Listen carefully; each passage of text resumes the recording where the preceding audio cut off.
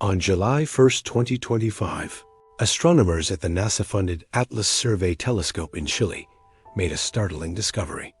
A mysterious object, initially designated as a 11PL3Z, was racing through our solar system at extraordinary speed. This object, now officially named C2025N1 Atlas, or simply 3I Atlas, has been confirmed as only the third interstellar visitor ever detected. Astronomers estimate its diameter to be 12 miles, making it the brightest and fastest of the 3 interstellar objects discovered so far. The visitor from the stars has been classified as a comet or cosmic snowball and appears kind of fuzzy, according to astronomer Peter Veers of the International Astronomical Union S Minor Planet Center. But this scientific discovery has reignited ancient questions that have puzzled humanity for millennia. Some researchers have even questioned whether this interstellar visitor might be more than just a natural phenomenon, echoing controversial claims made about previous mysterious objects like Oumuamua. The timing seems almost prophetic. As we detect genuine visitors from interstellar space with our most advanced telescopes, we're reminded that ancient civilizations spoke of similar visitations thousands of years ago. Not comets or asteroids, but conscious beings who descended from the stars to shape human destiny. In the scorching deserts of modern-day Iraq, just a few thousand miles from where this latest cosmic visitor was first observed, lie the remnants of humanity's oldest civilization.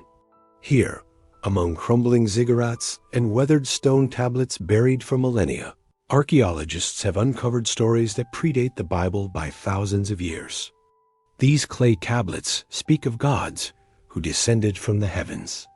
Gods with names like Anu, Enlil, and Enki. Gods who possessed knowledge of the cosmos that seemed impossible for Bronze Age peoples to understand. Gods the ancient Sumerians called the Anunnaki, literally, those who came from heaven to earth. For over a century and a half since the first cuneiform tablets were decoded in dusty Victorian libraries, scholars have studied these texts as mythology, the imaginative creations of humanity's first storytellers desperate to make sense of a world they barely understood. The Anunnaki were filed away as ancient gods, no different from Zeus or Thor, products of primitive minds seeking to explain natural phenomena through supernatural narratives. But in recent decades, a revolutionary theory has emerged from the margins of archaeological study. What if these weren't stories at all? What if the ancient Sumerians weren't creating myths, but recording history?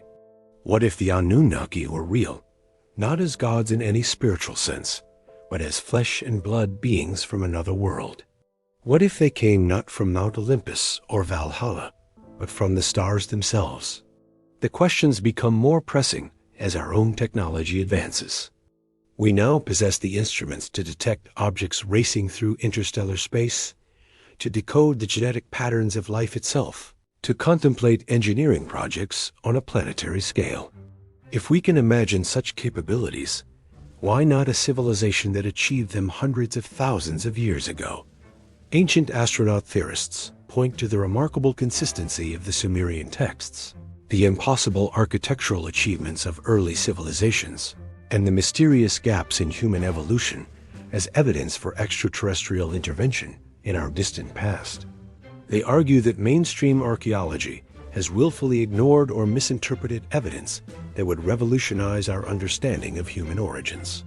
Tonight, we embark on a journey from the birth of civilization to the edge of conspiracy, from ancient temple chambers to modern astronomical observatories.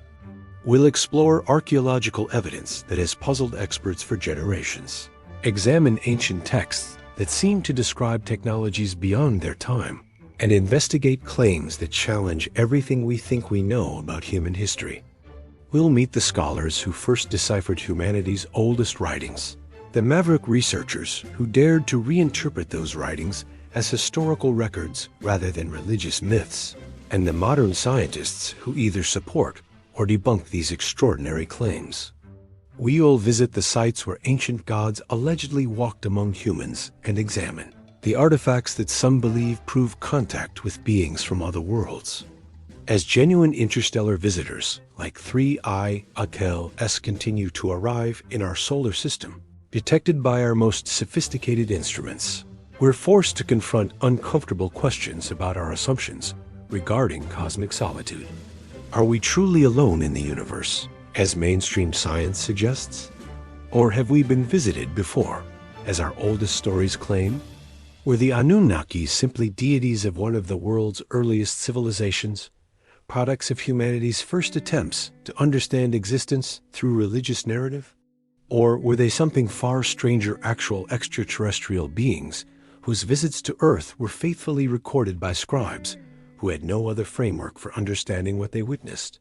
The answers may lie buried in humanity's oldest secrets, preserved in clay tablets, carved in stone monuments, and encoded in the very genes that make us human. These secrets, some believe, could rewrite our understanding of who we are, where we came from, and whether we have ever truly been alone in the cosmos. The discovery of 3I archaeologists reminds us that our solar system is not an isolated island in space, but part of a dynamic galaxy where objects and perhaps intelligence can travel between the stars.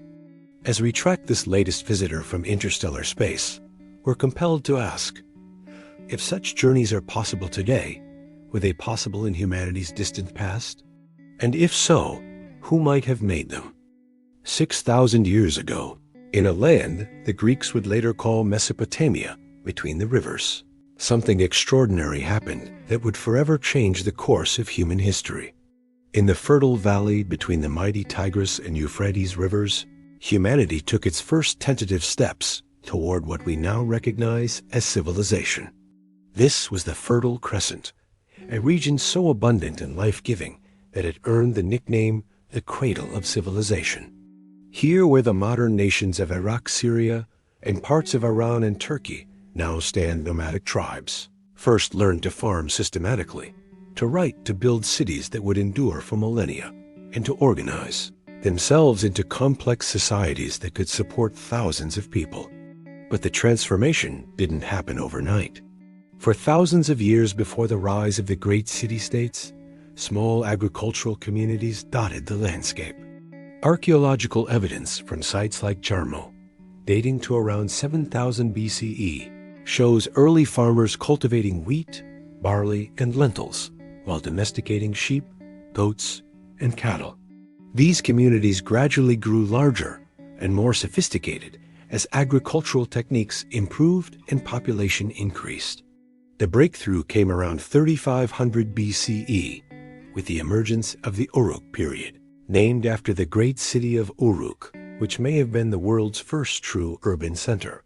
Here, for the first time in human history, we see the development of specialized labor, monumental architecture, long-distance trade networks, and most importantly, the world's earliest known system of writing. The first of these great civilizations was Sumer, rising around 4500 BCE and reaching its peak between 2900 and 2334 BC. The Sumerians didn't just build the world's first cities. They invented the wheel, developed mathematics based on the number 60, which we still use for measuring time and angles, created the earliest known legal codes, established the first schools, and developed sophisticated astronomical observations that tracked the movements of celestial bodies with remarkable precision. Their city-states Ur, Uruk, Eridu, Lagash, Nippur, Kish, and Babylon were marvels of engineering and organization. Each city was centered around a massive ziggurat, a stepped pyramid temple that could be seen for miles across the flat Mesopotamian plain. These structures weren't just religious centers, but served as administrative hubs, storage facilities, and symbols of divine authority that legitimized the power of kings and priests. The social organization of these early cities was remarkably complex. At the top stood the Lugal, or big man, a king who claimed divine mandate to rule. Below him were priests, nobles, merchants, craftsmen, farmers, and slaves, a stratified society that would become the template for civilizations throughout the ancient world. This hierarchy wasn't just political, but deeply religious, with each person's position understood as divinely ordained. But perhaps most importantly for our story, the Sumerians were among the first peoples to systematically record their beliefs about the gods and the cosmos. And at the center of their pantheon stood a group of deities unlike any others in human mythology, beings who were said to be actively involved in human affairs, who possessed advanced knowledge of science and technology, and who claimed direct responsibility for creating and guiding human civilization. The Anunnaki. The name itself carries layers of meaning that have been debated by scholars for over a century. Most translations render it as offspring of Anu, or those of princely seed, referring to their status as children of Anu, the supreme sky god of the Sumerian pantheon. But alternative interpretations suggest those who came from heaven to earth, implying not just divine status, but actual physical descent from the heavens to the earthly realm. According to the tablets, there were said to be 600 Anunnaki in heaven and 300 on earth, forming a divine council that governed both the cosmos and human affairs. This wasn't a distant abstract pantheon, but an active government of gods who met in assembly, debated, policy-made decisions that affected both divine and human realms, and maintained direct contact with their human subjects through dreams, visions, and physical manifestations. The structure of the Anunnaki pantheon reflected sophisticated theological and political thinking. At the apex stood Anu, the father of the gods and ruler of destiny and the heavens. His name means sky or heaven, and he was understood as the source of all divine authority. From his celestial city, he oversaw the cosmic order and delegated authority to his divine children. Below him were his sons, the most important being Enlil and Enki. Enlil, whose name means Lord of the Air, was god of the atmosphere, earth, and wind. He was responsible for the fertility of the land, the growth of crops, and the authority of earthly kings. His temple at Nippur was considered the religious center of all Mesopotamia, and no king was considered legitimate without Enlil's approval. Enki, also known as Ea in later Akkadian texts, was the god of freshwater, wisdom, and crafts. His name means Lord of the Earth, and he was associated with the underground freshwater ocean that the Sumerians believed supported the world. More than any other deity, Enki was portrayed as humanity's friend and protector, often intervening to save humans from the harsher judgments of his divine relatives. These three, Anu, Enlil, and Enki, formed the supreme triad that governed all creation. But the Anunnaki included many other significant deities. Inanna, goddess of love and war. Marduk, patron god of Babylon. Shamash, god of justice and the sun. Sign, the moon god. And dozens of others, each with specific roles and responsibilities in the divine administration of the cosmos. But the Anunnaki were more than distant deities contemplated in philosophical reflection. According to Sumerian belief, they were intimately involved in human affairs on a daily basis. They chose kings, decided the fates of cities, determined the outcomes of wars, controlled the weather and the fertility of crops, and, most intriguingly for modern investigators, were said to have played a direct and ongoing role in humanity's creation and development.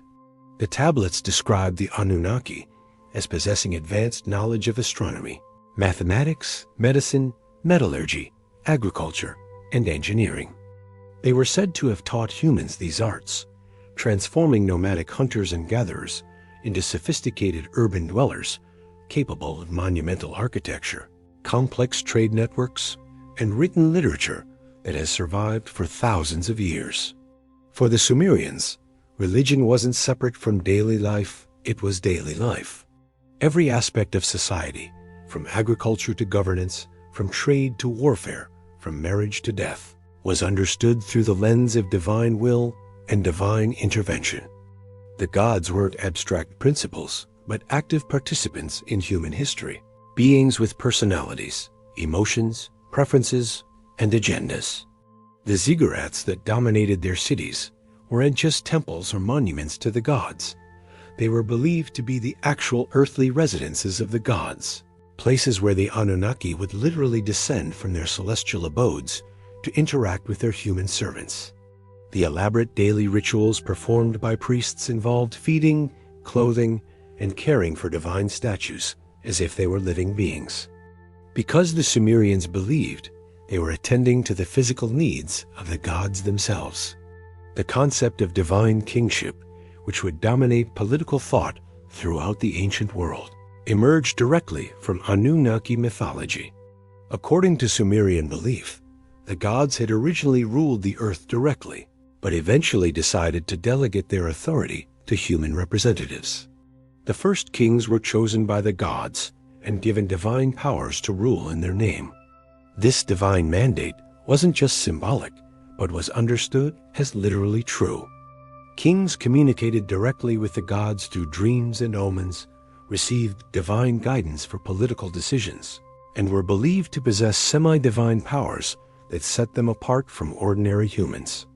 The famous law code of Ur-Nammu, dating to around 2100 BCE, explicitly states that the king received his laws directly from the god Nana.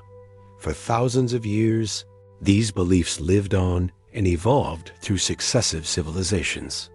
The Akkadians, who conquered Sumer around 2334 BCE under Sargon of Akkad, adopted and adapted Sumerian mythology. They translated the religious texts into their Semitic language, syncretized their own gods with Sumerian deities, but maintained the basic structure and stories of the Anunnaki pantheon. The Babylonians, who rose to power around 1894 BCE, continued this tradition. The famous Code of Hammurabi, carved around 1750 BCE, shows the king receiving laws directly from the god Shamash, maintaining the connection between divine authority and earthly rule.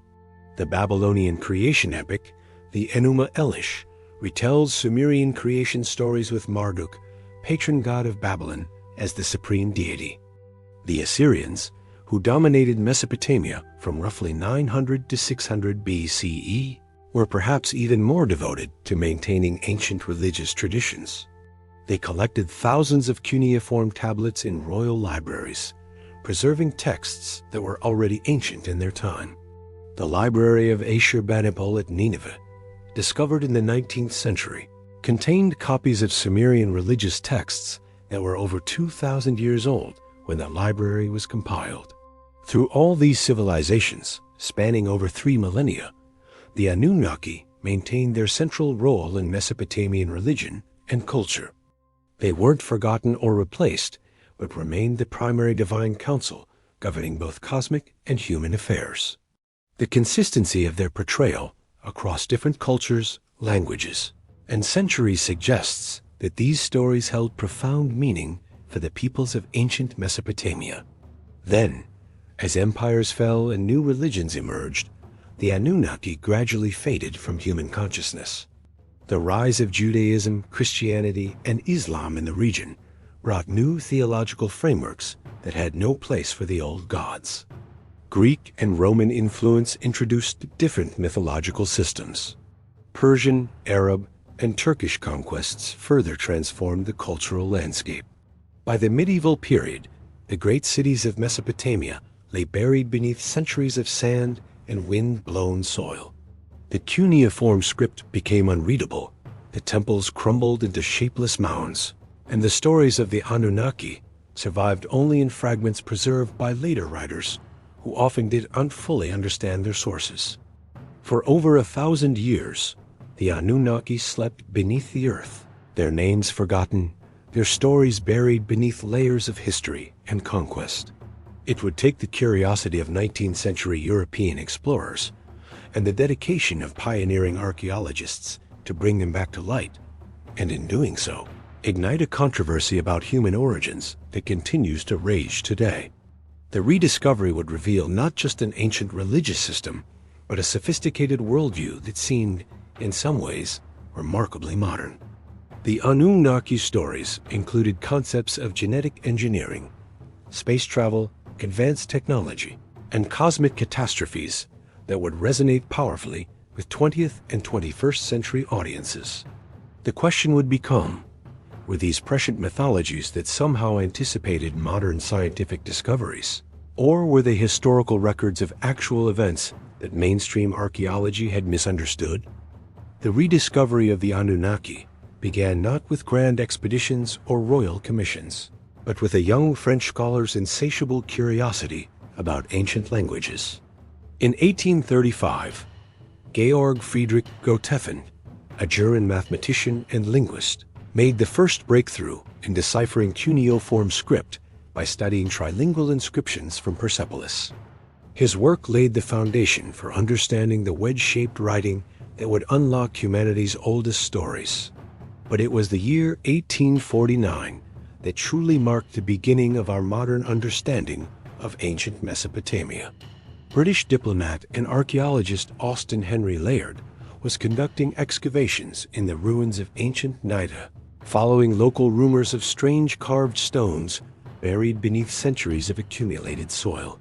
His workers, mostly local Arabs who had grown up with stories of jinn and ancient treasures buried in the tells, were initially reluctant to dig in places they considered haunted.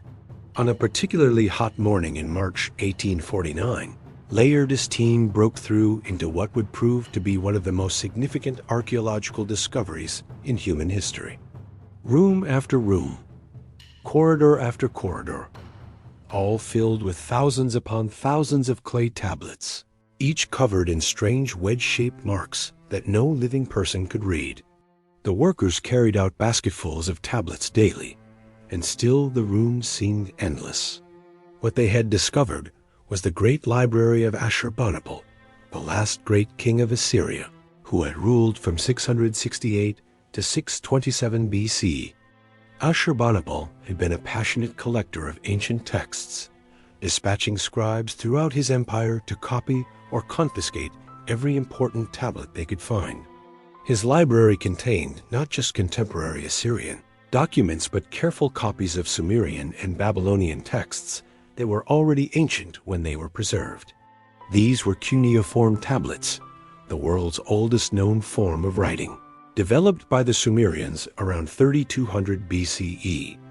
The script began as simple pictographs representing concrete objects, a stylized head of wheat for grain, a bull's head for cattle, wavy lines for water. But over centuries, it evolved into a sophisticated system capable of expressing abstract concepts, complex grammar, and nuanced religious and philosophical ideas. The tablets ranged in size from small administrative records, the size of a postage stamp, to massive literary works requiring multiple large tablets. Some were perfectly preserved, their cuneiform impressions as clear as the day they were made.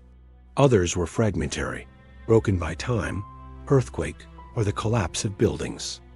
Many bore the marks of fire from the destruction of Nineveh in 612 BCE, ironically helping to preserve them by baking the clay to ceramic hardness. Deciphering cuneiform proved to be one of the greatest intellectual challenges of the 19th century. Unlike Egyptian hieroglyphs, which had the Rosetta Stone as a translation key, cuneiform had to be decoded from first principles using linguistic analysis, comparison of similar texts, and educated guesswork about the meaning of symbols and grammatical structures. The breakthrough came through the collaborative efforts of several brilliant scholars working across Europe. Henry Rawlinson, a British Army officer stationed in Persia, spent years copying and analyzing the massive trilingual inscription carved into a cliff face at Behistun in Iran. This inscription, created by the Persian king Darius, the first around 515 BCE, contained the same text in Old Persian, Elamite, and Babylonian cuneiform. Jules Oppert in France, Edward Hincks in Ireland, and other scholars across Europe began comparing notes, sharing copies of inscriptions, and slowly building vocabularies of cuneiform signs. The work was painstaking and often frustrating. A single misinterpretation could lead to completely incorrect translations of entire texts. Archaeological context was often missing, making it difficult to understand whether a text was historical, religious, literary, or administrative. By the 1870s, enough progress had been made that scholars could begin reading connected narrative texts with reasonable confidence. And it was in these texts that the modern world first encountered the Anunnaki and the rich mythological tradition of ancient Mesopotamia. The religious texts proved most fascinating to Victorian scholars and the general public. Here were creation stories that predated Genesis by over 1,000 years' flood, narratives that bore striking resemblances to the story of Noah, and detailed accounts of divine beings who seemed to possess knowledge and capabilities that challenged contemporary understanding of ancient civilizations. The Epic of Gilgamesh, first translated in the 1870s, caused a sensation throughout Europe and America. Here was a sophisticated literary work from the dawn of civilization, complete with complex characterization, philosophical themes, and poetic language that rivaled anything in classical literature. The flood story embedded within the epic showed clear parallels to the biblical narrative, suggesting common sources for humanity's oldest traditions. But beyond the familiar biblical parallels, the tablets revealed entirely new mythological traditions. The Enuma Elish creation epic told of cosmic battles between primordial deities, the establishment of order from chaos, and the creation of humans from the blood of defeated gods. The Atrahasis epic provided even more detailed accounts of human creation and divine intervention in human affairs. As excavations continued throughout the late 19th and early 20th centuries, the picture of Mesopotamian civilization grew ever more complex and sophisticated. Sir Leonard Woolley's excavations at Ur in the 1920s and 1930s revealed a city of magnificent architecture elaborate, royal tombs filled with gold and precious stones, and evidence of a highly stratified society capable of supporting large numbers of specialized craftsmen, administrators, and religious personnel. The great ziggurat of Ur, dedicated to the moon god Nana, demonstrated engineering capabilities that impressed even modern architects. The structure, built around 2100 BCE, rose in 3 massive terraces to a height of over 100 feet, with walls sloping at precisely calculated angles to create an optical illusion of even greater height. The core was solid brick, but the facing was carefully fired brick laid with bitumen mortar, so skillfully that much of it remains intact today. Woolley's team also uncovered the famous standard of Ur, a wooden box inlaid with lapis lazuli, shell, and red limestone that depicts both war and peace scenes with remarkable artistic sophistication. The peace side shows a banquet scene with figures drinking from cups and listening to music, suggesting a level of cultural refinement that challenged Victorian assumptions about primitive ancient peoples. Archaeological work at other sites revealed similar sophistication. At Nippur, excavations uncovered thousands of tablets from temple archives and schools, providing detailed insights into Mesopotamian education, law, and religious practice.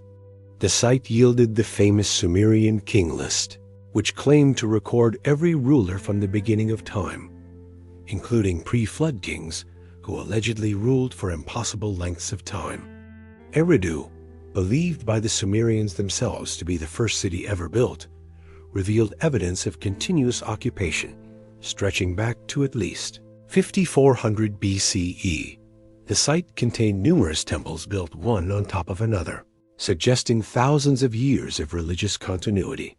Most intriguingly, these temples were all dedicated to Enki, the god of water and wisdom, who would become central to ancient astronaut theories about the Anunnaki. Each major site revealed new tablets, new stories, new details about the Anunnaki and their role in Mesopotamian civilization. The picture that emerged was remarkably consistent across thousands of years and dozens of cities. A pantheon of powerful beings who ruled from the heavens, but intervened directly in earthly affairs, who possessed advanced knowledge of science and technology, and who claimed responsibility for creating and guiding human civilization. The consistency was striking to scholars familiar with other mythological traditions. Greek and Roman mythology, for example, varied significantly between different cities and time periods. The stories of Norse gods evolved considerably over the centuries they were told, but Mesopotamian accounts of the Anunnaki remained remarkably stable, with the same names, relationships, and basic stories appearing in texts separated by over 2,000 years and hundreds of miles. Perhaps most intriguing was the Sumerian king list, a document that claimed to record every ruler from the beginning of time. The list, known from copies found at multiple sites, begins with the remarkable statement: after the kingship descended from heaven, the kingship was in Eridu. In Eridu, Ululim became king. He ruled for 28,800 years. The list continues with other antediluvian kings who supposedly ruled for similarly impossible periods. Alaulgar for 36,000 years, Enmenluana for 43,200 years, Enmangalana for 28,800 years. The numbers follow patterns based on 3,600, a figure that would later become central to ancient astronaut theories about the orbital period of the supposed planet Nibiru. After listing 8 kings with incredibly long reigns, totaling 241,200 years, the text states simply, "Then the flood swept over." Following the flood, the list continues with kings who ruled for more reasonable periods, hundreds of years rather than tens of thousands. The transition from mythical to historical periods is abrupt and striking, suggesting the Sumerians themselves distinguished between different eras of their past. Among the thousands of tablets discovered, certain texts stood out for their detailed descriptions of the Anunnaki and their activities. The Atrahasis epic, preserved in multiple copies from different periods, tells of a time when the Anunnaki labored to dig irrigation canals and maintain the Earth's infrastructure. The work was backbreaking, and eventually the younger gods rebelled against their elders, demanding an end to the grinding labor. The solution, proposed by the god Enki, was revolutionary.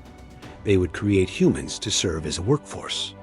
According to the myth, Enki and the birth goddess Nintu mixed clay with the blood of a slain god to create the first humans. The text provides remarkably specific details about the creation process, describing how she nipped off 14 pieces of clay. 7 she deposited on the right, 7 she deposited on the left. Between them, she deposited the brick. The purpose of human creation was explicitly stated. You are the birth goddess. Create workers. Create a primitive worker, that he may bear the yoke. Let him bear the yoke assigned by Enlil. Let man carry the toil of the gods. This wasn't creation out of love or divine whim, but a practical solution to a labor shortage in the divine hierarchy. Modern Assyriologist scholars, who specialize in ancient Mesopotamian languages and cultures, have translated thousands of these tablets with painstaking care. Dr. Stephanie Daly of Oxford University, whose translations of Mesopotamian myths are considered among the most accurate available, has spent decades working with these texts. Her scholarship reveals a complex mythology where the Anunnaki serve multiple functions: judges of the dead, arbiters of human fate, sources of earthly authority, and active participants in human history.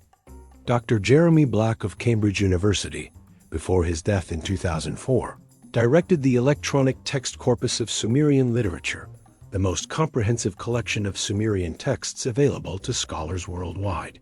His work, and that of dozens of other specialists, has created a detailed picture of Anunnaki mythology that is consistent, sophisticated, and remarkably stable across millennia. In the Epic of Gilgamesh, it's the Anunnaki who decide that the Great Flood should destroy humanity, though one of their number A, another name for Enki, secretly warns the flood hero Utnapishtim. The consistency of this narrative across different versions of the epic, from early Sumerian poems to the standard Babylonian version found in Ashurbanipal's library, suggests a stable oral tradition that was carefully preserved in writing. The tablets also reveal the Anunnaki's role in establishing human civilization after the flood. They're credited with teaching humans agriculture, metallurgy, writing, mathematics, astronomy, and the arts of civilization. This knowledge wasn't presented as gradually discovered by humans, but as deliberately transmitted by divine teachers who possessed advanced understanding of natural laws and technological principles. Cylinder seals, small stone cylinders carved with intricate scenes and rolled across clay to create images, provide additional evidence about how the Mesopotamians understood their gods. Hundreds of these seals, dating from 3500 BCE to the Persian period, show figures that appear to be gods interacting with humans, often in contexts that suggest the gods possessed advanced knowledge or unusual capabilities. Some seals show figures apparently flying or floating. Others depict what look like technological devices or astronomical instruments. And many feature precise astronomical imagery, suggesting the gods had sophisticated knowledge of celestial mechanics.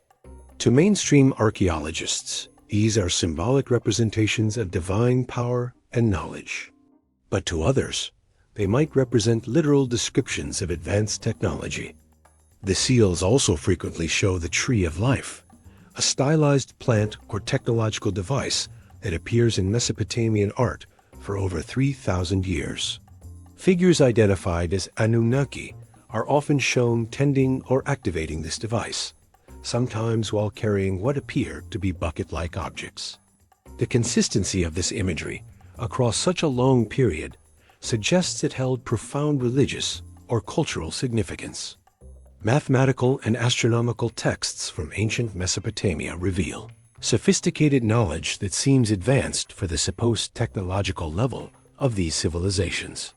The Sumerians used a base 60 mathematical system that allowed for precise calculations of large numbers and fractions. They tracked the movements of planets with remarkable accuracy, predicted eclipses, and maintained calendars that required detailed astronomical observations over centuries. To understand the controversy surrounding the Anunnaki, we must first understand the stories themselves, the rich, complex mythological narratives that ancient Mesopotamians considered sacred truth and modern scholars interpret as humanity's earliest attempts to comprehend existence through religious symbolism. In the beginning, according to Sumerian cosmology, there was only primordial chaos. The universe consisted of two fundamental principles: Apsu, representing the freshwater ocean beneath the earth, and Tiamat, embodying the saltwater sea and primordial chaos. These weren't just physical elements, but conscious entities, the first divine beings, locked in an eternal embrace that would give birth to all subsequent gods and creation itself. The Babylonian creation epic, the Enuma Elish, provides our most detailed account of these primordial events. The text begins with the famous line, "When on high the heaven did not yet exist, nor the earth below, Apsu, the freshwater ocean, was there, primordial, as the mother Tiamat who bore them all." From the mingling of these primal waters came the first generation of gods, and from them, eventually, the Anunnaki who had governed both heaven and earth. But creation wasn't peaceful. The epic describes escalating conflict between the older and younger generations of gods. The elder deities, led by Tiamat, represented the forces of chaos and primordial disorder. The younger gods, more organized and purposeful, sought to establish cosmic order and rational governance. The conflict culminated in a tremendous battle that would determine the fundamental nature of reality itself. The hero of this cosmic war was Marduk, patron god of Babylon, who represented order, justice, and divine kingship. Armed with magical weapons and accompanied by devastating winds, Marduk confronted Tiamat in single combat. The battle was fought not just with physical weapons, but with competing magical spells, divine powers, and the very forces that governed natural law. Marduk's victory was total and transformative. He didn't simply defeat Tiamat, he used her corpse to create the physical universe. Her body became the earth and sky, her blood became the rivers and seas, her bones became the mountains, and her breath became the wind and clouds. From chaos and destruction came the ordered cosmos, with Marduk installed as supreme king of the gods and the Anunnaki established as his divine council. But it's in the more intimate stories, the myths that deal directly with human creation and divine interaction, that the Anunnaki truly come alive as characters rather than abstract cosmic forces. These weren't distant deities, contemplated in philosophical meditation, but beings with personalities, emotions, conflicts, and very human-like motivations and failings. The most detailed account of human creation appears in the Extraterrestrial epic, a text that exists in multiple versions spanning over 1,500 years of Mesopotamian literature. According to this narrative, there came a time after the establishment of cosmic order when the Anunnaki themselves were required to perform the laborious work of maintaining creation. The text describes in remarkable detail the gods' daily routine of digging canals, clearing irrigation channels, building cities, and maintaining the infrastructure that made civilized life possible. For 3,600 years, a number that would later become central to ancient astronaut theories, the text claims the gods performed this backbreaking labor.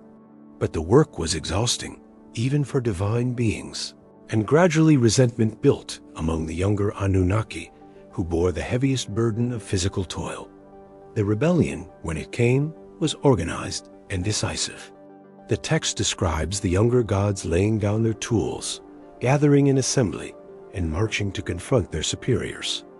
"Come, let us go to Enlil's house," they declared. "We cannot endure the toil any longer.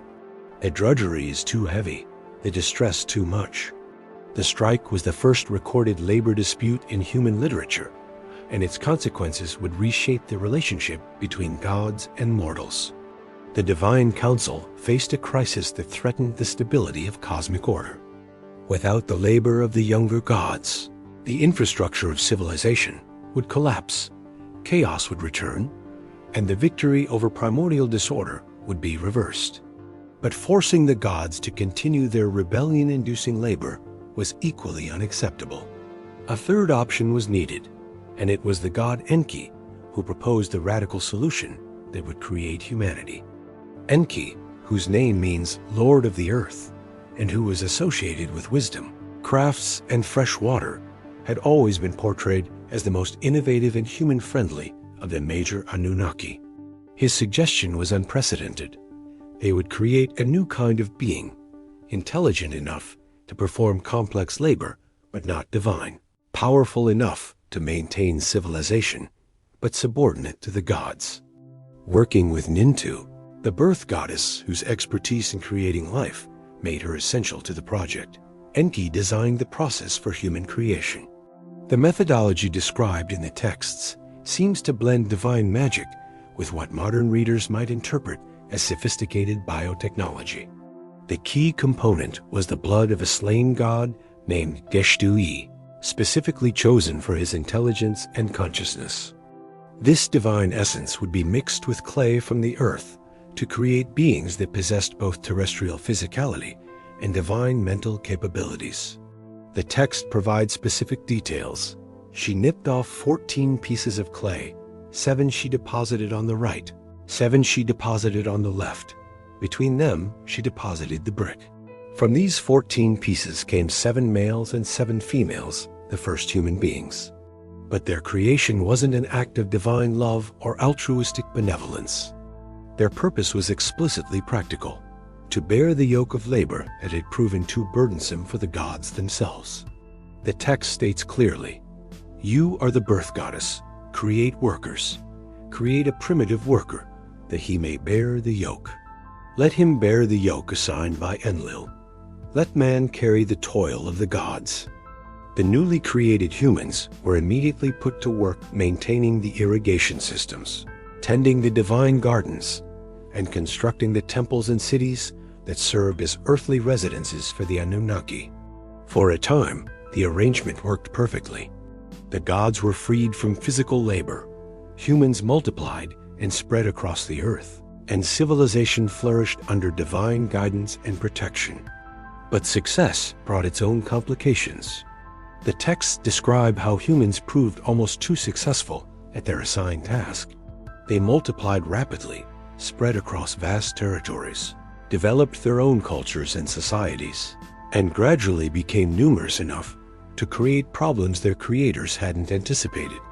The fundamental issue was noise, both literal and metaphorical. The growing human population created increasing disturbance that interfered with the gods' peace and contemplation. But the noise seems to represent more than just sound. The text suggested included human independence, cultural development, and the gradual emergence of human agency that threatened divine control. Enlil, the god responsible for earthly order and divine authority, grew increasingly frustrated with humanity's uncontrolled development. His initial response was measured and targeted. He sent disease to reduce human numbers, hoping to restore manageable population levels without completely destroying his brother's creation. When disease proved insufficient, Enlil escalated his intervention. Drought came next, designed to force humans to concentrate in areas where the gods could more easily control them. Famine followed, intended to weaken human communities and make them more dependent on divine aid. But each divine punishment was met with human adaptation. More troubling for Enlil, his brother Enki consistently undermined these population control measures by secretly providing humans with the knowledge needed to survive. When plague struck, Enki taught humans about medicine and hygiene. When drought came, he showed them new sources of water and improved irrigation techniques. When famine threatened, he revealed new food sources and agricultural methods. The conflict between the two divine brothers reflected deeper tensions within the Anunnaki, council about humanity as proper role and future development. Enlil represented the faction that viewed humans as useful but potentially dangerous servants who needed strict control and limitation. Enki represented those who saw humans as worthy creations deserving protection and gradual development toward greater independence.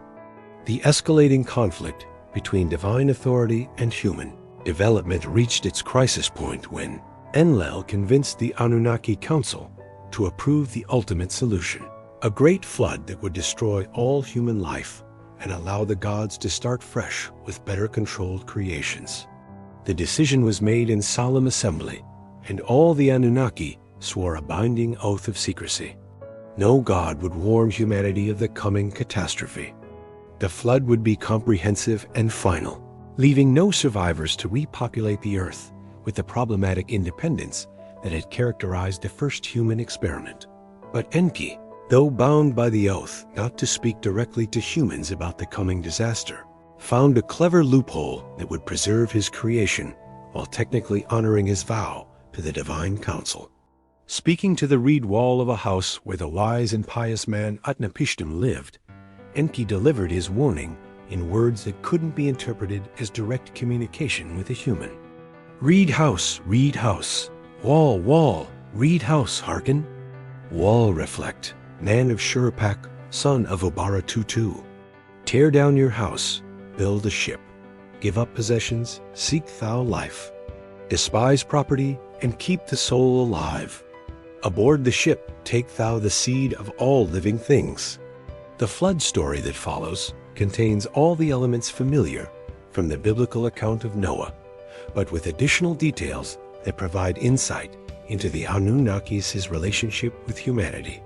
Utnapishtim builds his ark according to precise specifications provided by Enki, loads it with his family, craftsmen, and representatives of all living species, and survives the catastrophe that destroys the rest of humanity.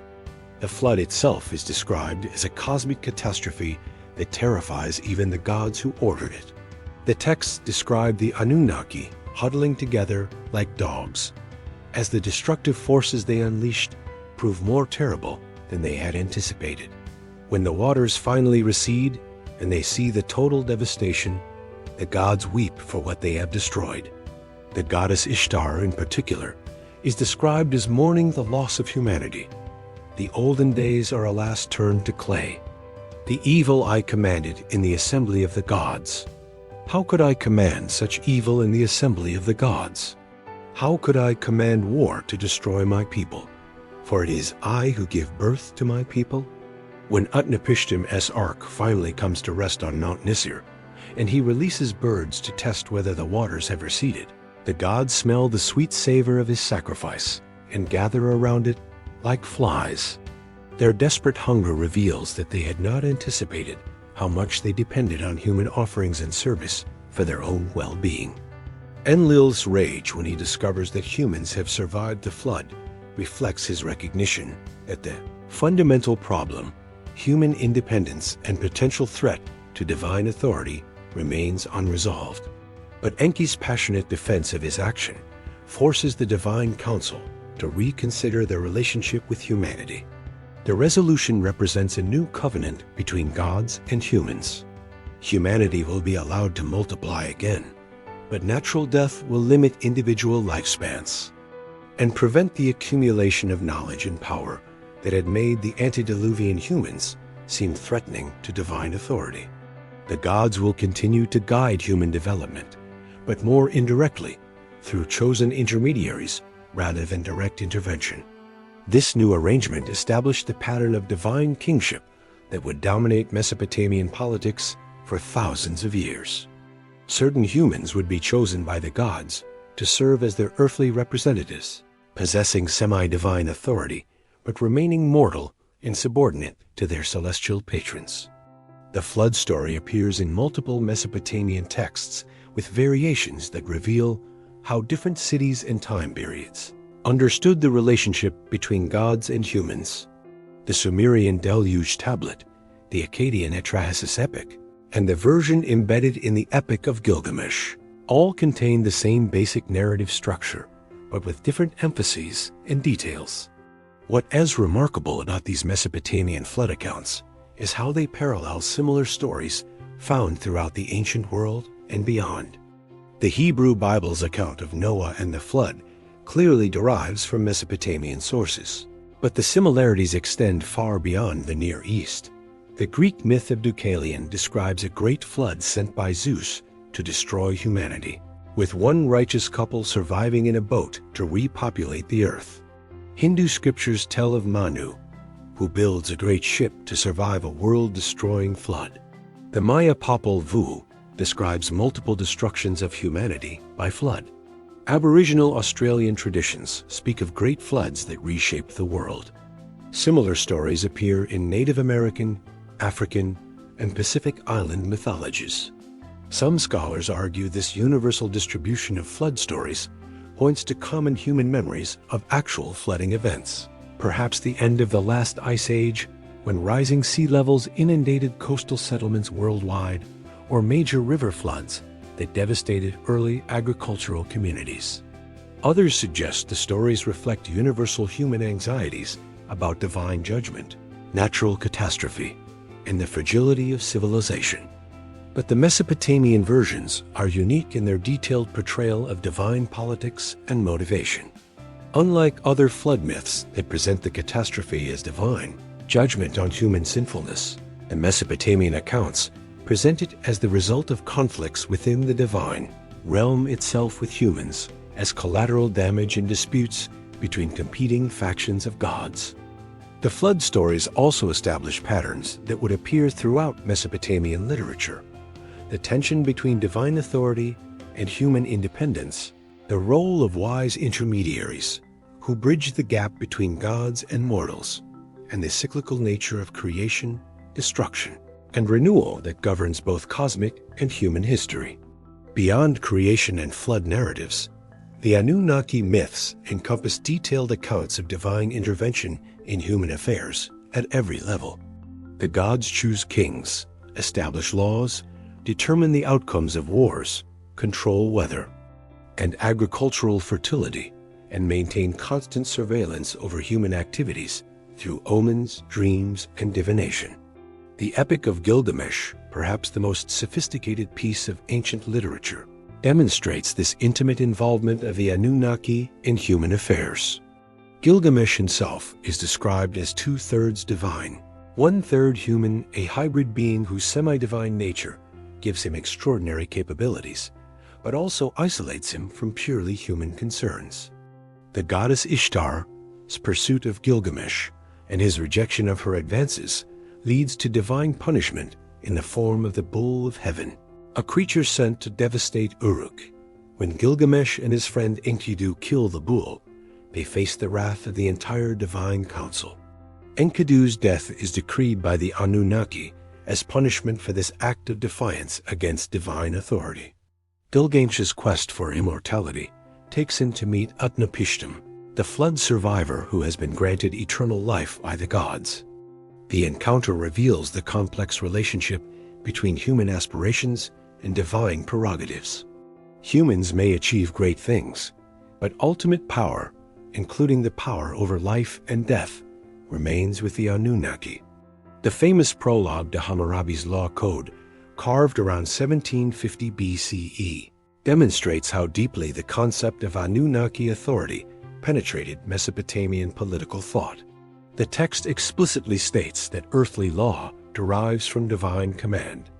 When the lofty Anu, king of the Anunnaki, and Enlil, lord of heaven and earth, determined the destiny of the land, they entrusted to Marduk the Enlil functions over all people.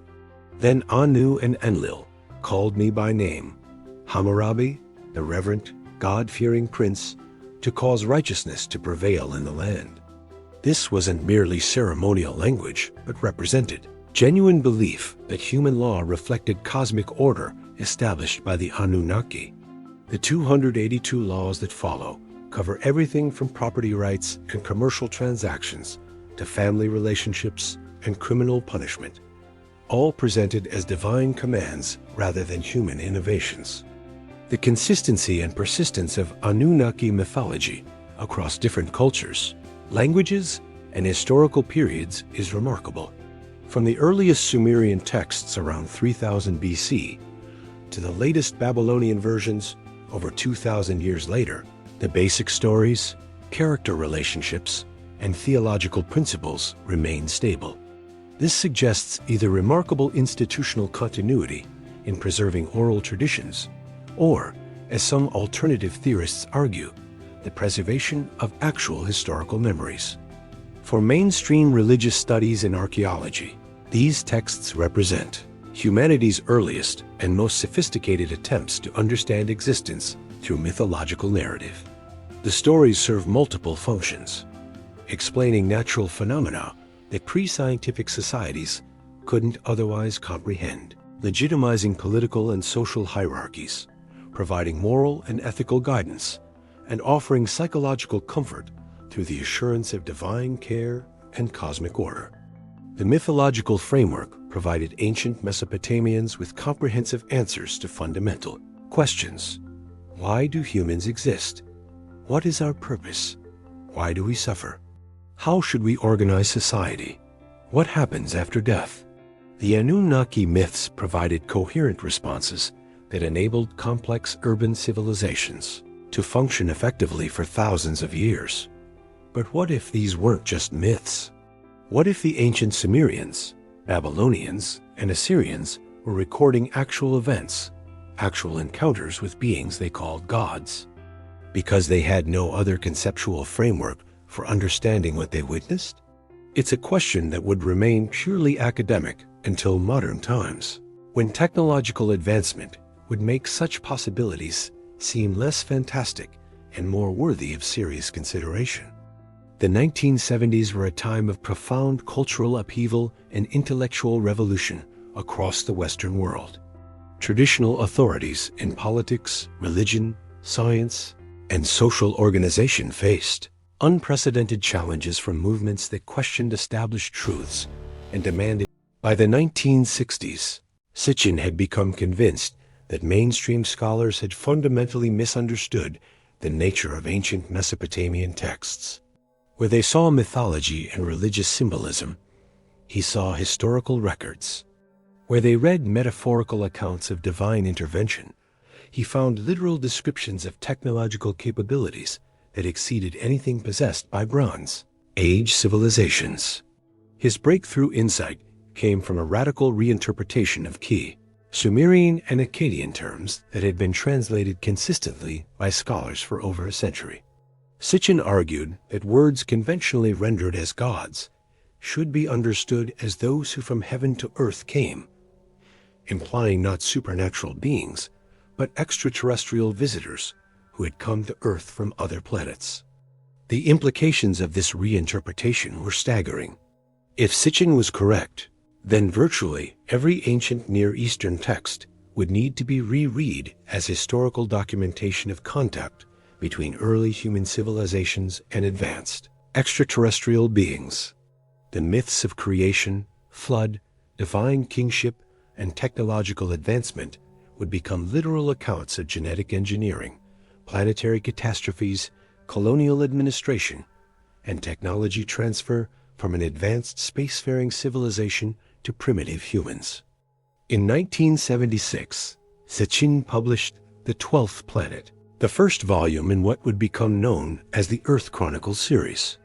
The book presented his reinterpretation of Sumerian creation myths as historical accounts of extraterrestrial colonization of Earth by beings from a planet called Nibiru, a world that allegedly orbits our sun in a vast elliptical path, returning to the inner solar system only once every 3,600 years.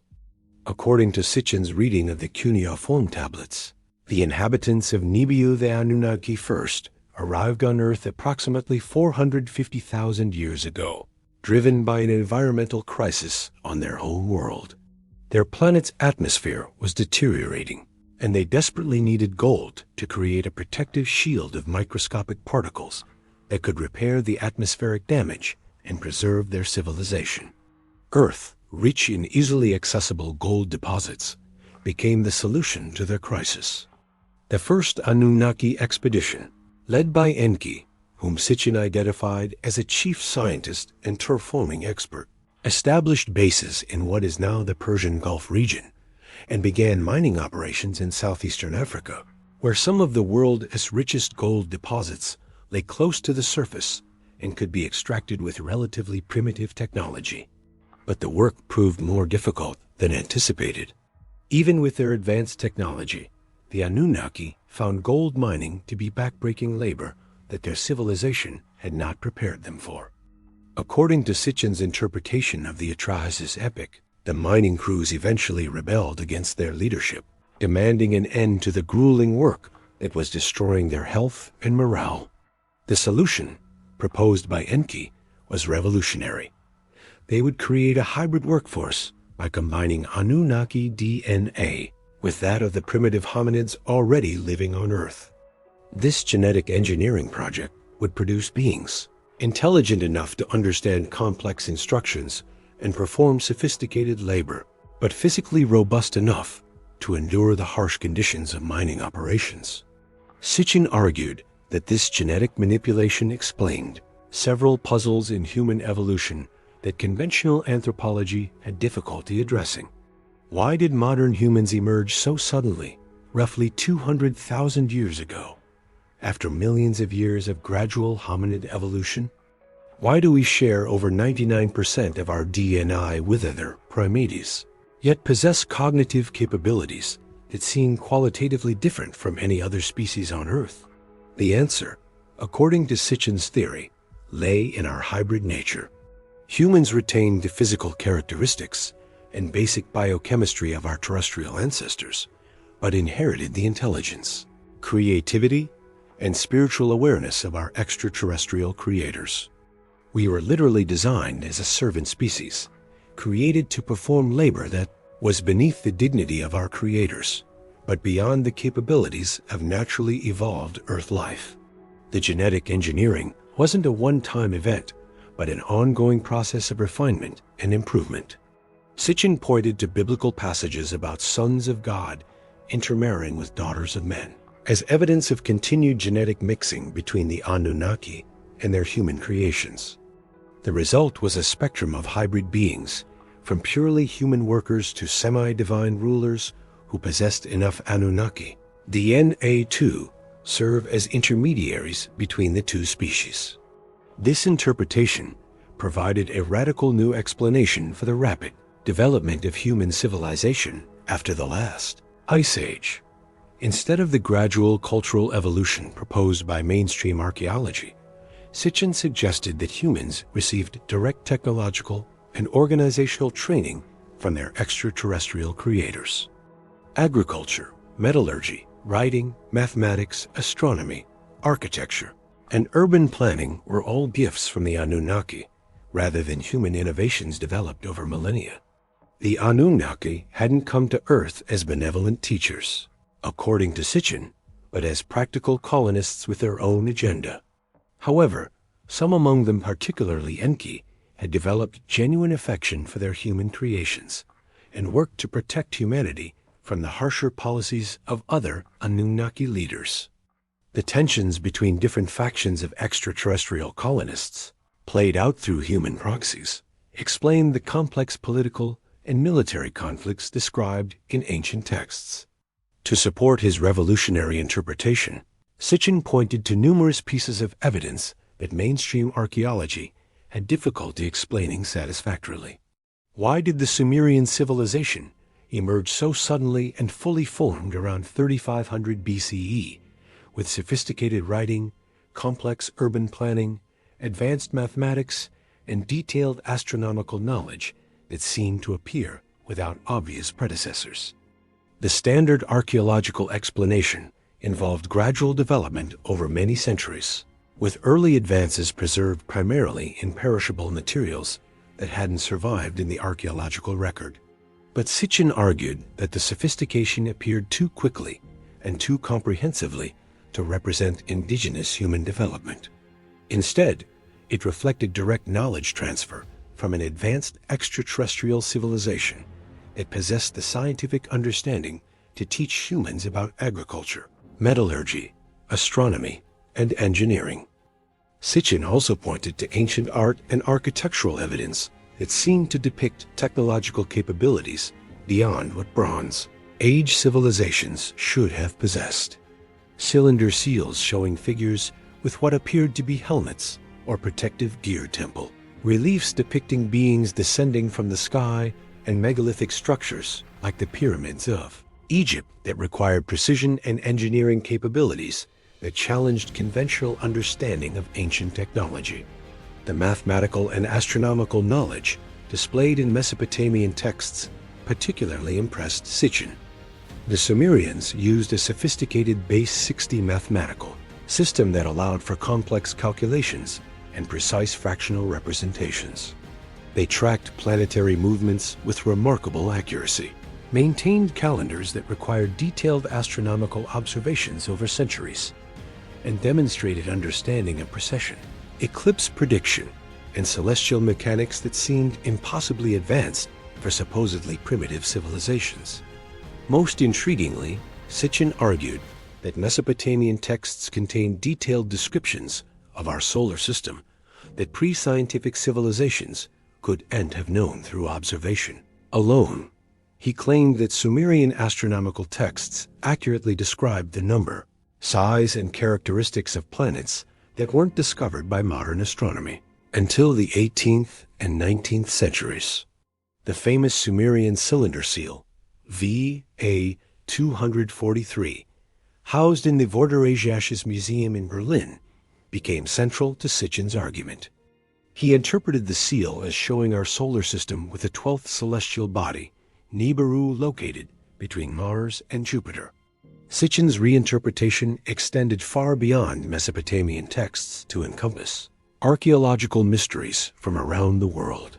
The precision-cut megalithic stones at sites like Sacsayhuaman in Peru, the massive blocks at Baalbek in Lebanon, and the perfectly fitted joints at Pumapunku in Bolivia all seemed to require construction techniques and lifting capabilities that exceeded what ancient civilizations should have possessed. The Great Pyramid of Giza became a particular focus of Sitchin's analysis. He argued that its mathematical precision, astronomical alignments, and engineering sophistication demonstrated the involvement of beings with advanced scientific knowledge.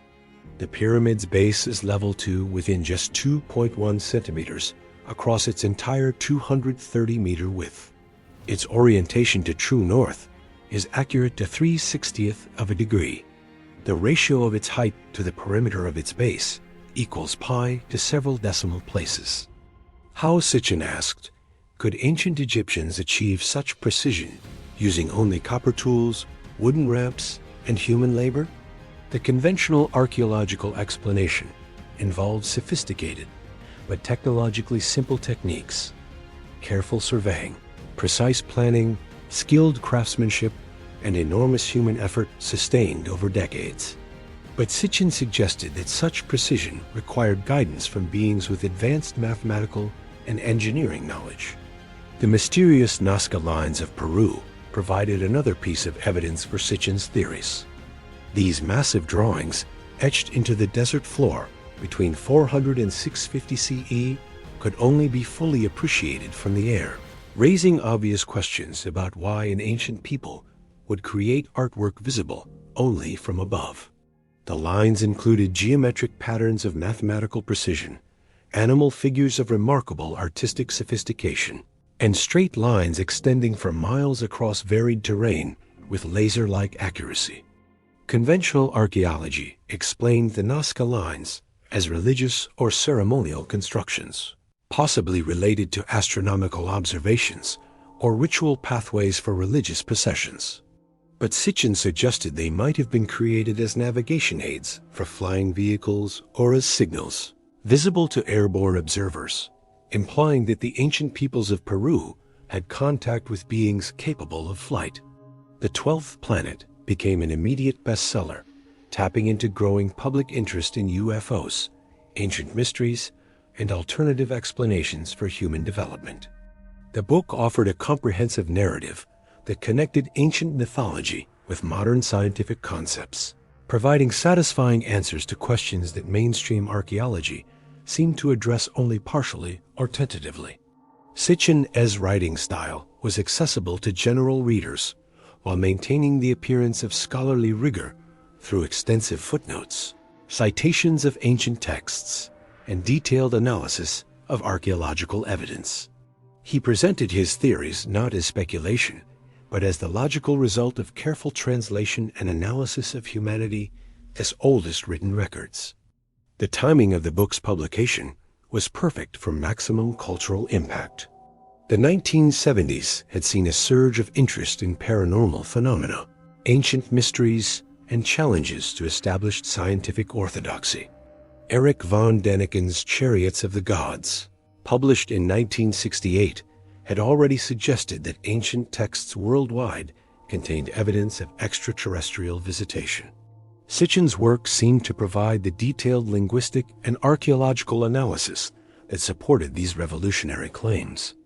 Throughout the late 1970s and 1980s, Sitchin continued to develop his theories through additional volumes in the Earth Chronicles series. The Stairway to Heaven explored ancient efforts to achieve immortality and contact with the gods. The Wars of Gods and Men analyzed ancient conflicts as battles between different factions of extraterrestrial colonists. The Lost Realms extended the analysis to pre-Columbian American civilizations. Each new volume attracted additional readers and reinforced Sitchin's core arguments through analysis of different cultures and time periods. The consistency he found in ancient texts from Mesopotamia, Egypt, India, and the Americas seemed to support his claim that all these civilizations had been in contact with the same extraterrestrial visitors. Sitchin's lectures drew increasingly large audiences as his ideas spread through popular culture. He became a regular speaker at conferences on ancient mysteries, alternative archaeology, and UFO research. His books were translated into dozens of languages, introducing the ancient astronaut interpretation of the Anunnaki to readers worldwide.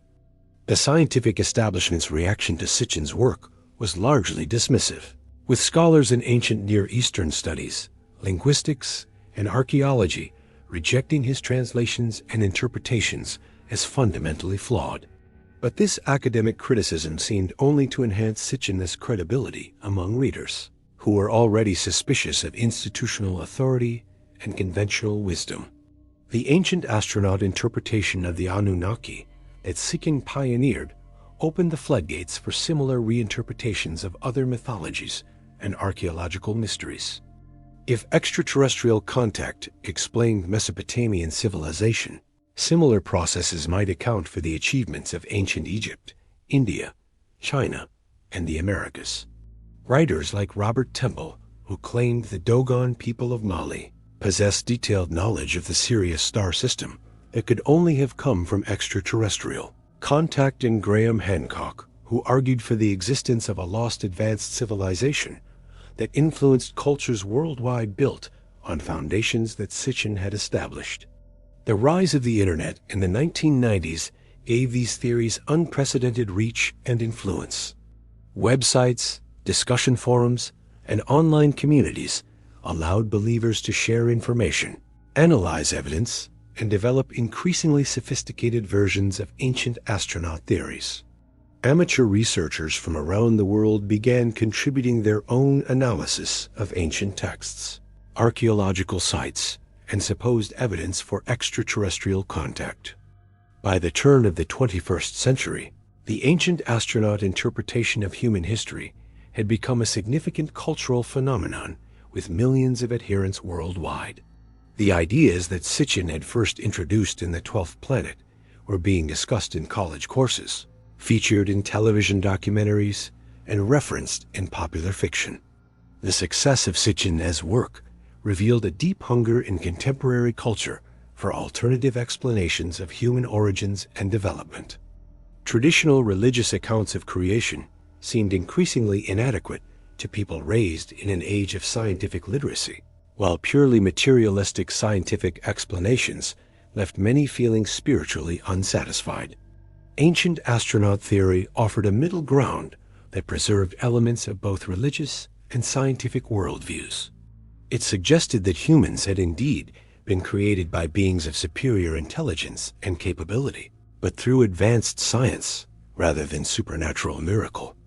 It provided a sense of cosmic significance and connection while remaining compatible with evolutionary biology and space-age technology. Critics argued that Sitchin's work represented a form of modern mythology rather than serious scholarship stories that reflected contemporary anxieties about technology, alienation, and humanity's place in the universe rather than accurate interpretations of ancient texts. But for millions of readers, his translations of the Anunnaki Chronicles provided more satisfying answers to fundamental questions about human existence than either traditional religion or conventional science offered. The cultural impact of Sitchin's reinterpretation of the Anunnaki would only grow in the decades following his initial publications. Television series, films, video games, and online communities would build on his foundation, creating an entire alternative understanding of human history that challenged mainstream academic consensus while satisfying deep psychological needs for meaning and cosmic connection. Whether Sitchin's translations were accurate or his interpretations valid remained hotly debated, but there was no question that his work had fundamentally transformed how millions of people understood humanity's relationship with the cosmos and our possible connections to intelligence beyond Earth. The rediscovery of the Anunnaki began not with grand expeditions or royal commissions, but with a young French scholar's insatiable curiosity about ancient languages. In 1835, Georg Friedrich Grotefend, a German mathematician and linguist, made the first breakthrough in deciphering cuneiform script by studying trilingual inscriptions from Persepolis. His work laid the foundation for understanding the wedge-shaped writing that would unlock humanity's oldest stories. But it was the year 1849 that truly marked the beginning of our modern understanding of ancient Mesopotamia. British diplomat and archaeologist Austen Henry Layard was conducting excavations in the ruins of ancient Nineveh, following local rumors of strange carved stones buried beneath centuries of accumulated soil.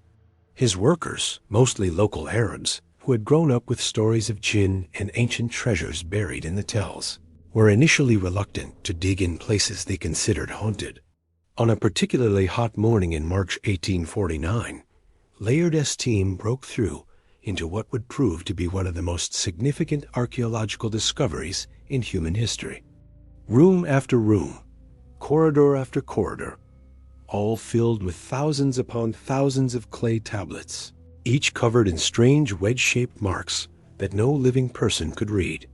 The workers carried out basketfuls of tablets daily, and still the room seemed endless. What they had discovered was the great library of Ashurbanipal, the last great king of Assyria, who had ruled from 668 to 627 BC. Ashurbanipal had been a passionate collector of ancient texts, dispatching scribes throughout his empire to copy or confiscate every important tablet they could find. His library contained not just contemporary Assyrian documents, but careful copies of Sumerian and Babylonian texts that were already ancient when they were preserved. These were cuneiform tablets, the world's oldest known form of writing, developed by the Sumerians around 3200 BCE. The script began as simple pictographs representing concrete objects: a stylized head of wheat for grain, a bull's head for cattle, wavy lines for water. But over centuries, it evolved into a sophisticated system capable of expressing abstract concepts, complex grammar, and nuanced religious and philosophical ideas. The tablets ranged in size from small administrative records, the size of a postage stamp, to massive literary works requiring multiple large tablets. Some were perfectly preserved, their cuneiform impressions as clear as the day they were made. Others were fragmentary, broken by time, earthquake, or the collapse of buildings. Many bore the marks of fire from the destruction of Nineveh in 612 BCE, ironically helping to preserve them by baking the clay to ceramic hardness. Deciphering cuneiform proved to be one of the greatest intellectual challenges of the 19th century.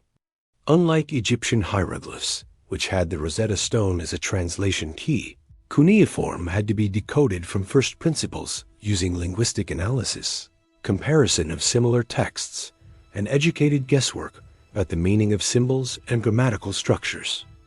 The breakthrough came through the collaborative efforts of several brilliant scholars working across Europe. Henry Rawlinson, a British Army officer stationed in Persia, spent years copying and analyzing the massive trilingual inscription carved into a cliff face at Behistun in Iran.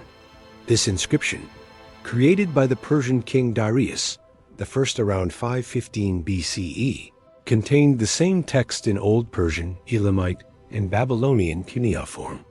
Jules Oppert in France, Edward Hincks in Ireland, and other scholars across Europe began comparing notes, sharing copies of inscriptions, and slowly building vocabularies of cuneiform signs. The work was painstaking and often frustrating. A single misinterpretation could lead to completely incorrect translations of entire texts. Archaeological context was often missing, making it difficult to understand whether a text was historical, religious, literary, or administrative.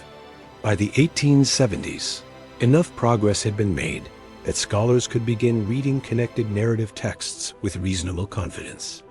And it was in these texts that the modern world first encountered the Anunnaki and the rich mythological tradition of ancient Mesopotamia. The religious texts proved most fascinating to Victorian scholars and the general public. Here were creation stories that predated Genesis by over 1,000 years, flood narratives that bore striking resemblances to the story of Noah, and detailed accounts of divine beings who seemed to possess knowledge and capabilities that challenged contemporary understanding of ancient civilizations. The Epic of Gilgamesh, first translated in the 1870s, caused a sensation throughout Europe and America. Here was a sophisticated literary work from the dawn of civilization, complete with complex characterization, philosophical themes, and poetic language that rivaled anything in classical literature. The flood story embedded within the epic showed clear parallels to the biblical narrative, suggesting common sources for humanity's oldest traditions. But beyond the familiar biblical parallels, the tablets revealed entirely new mythological traditions. The Enuma Elish creation epic told of cosmic battles between primordial deities, the establishment of order from chaos, and the creation of humans from the blood of defeated gods. The Atrahasis epic provided even more detailed accounts of human creation and divine intervention in human affairs. As excavations continued throughout the late 19th and early 20th centuries, the picture of Mesopotamian civilization grew ever more complex and sophisticated. Sir Leonard Woolley's excavations at Ur in the 1920s and 1930s revealed a city of magnificent architecture, elaborate royal tombs filled with gold and precious stones, and evidence of a highly stratified society capable of supporting large numbers of specialized craftsmen, administrators, and religious personnel. The great ziggurat of Ur, dedicated to the moon god Nanga, demonstrated engineering capabilities that impressed even modern architects. The structure, built around 2100 BCE, rose in 3 massive terraces to a height of over 100 feet, with walls sloping at precisely calculated angles to create an optical illusion of even greater height. The core was solid brick, but the facing was carefully fired brick laid with bitumen mortar, so skillfully that much of it remains intact today. Woolley's team also uncovered the famous Standard of Ur, a wooden box inlaid with lapis lazuli, shell, and red limestone that depicts both war and peace scenes with remarkable artistic sophistication. The peace side shows a banquet scene with figures drinking from cups and listening to music, suggesting a level of cultural refinement that challenged Victorian assumptions about primitive ancient peoples. Archaeological work at other sites revealed similar sophistication. At Nippur, excavations uncovered thousands of tablets from temple archives and schools, providing detailed insights into Mesopotamian education, law, and religious practice. The site yielded the famous Sumerian king list, which claimed to record every ruler from the beginning of time, including pre-flood kings who allegedly ruled for impossible lengths of time.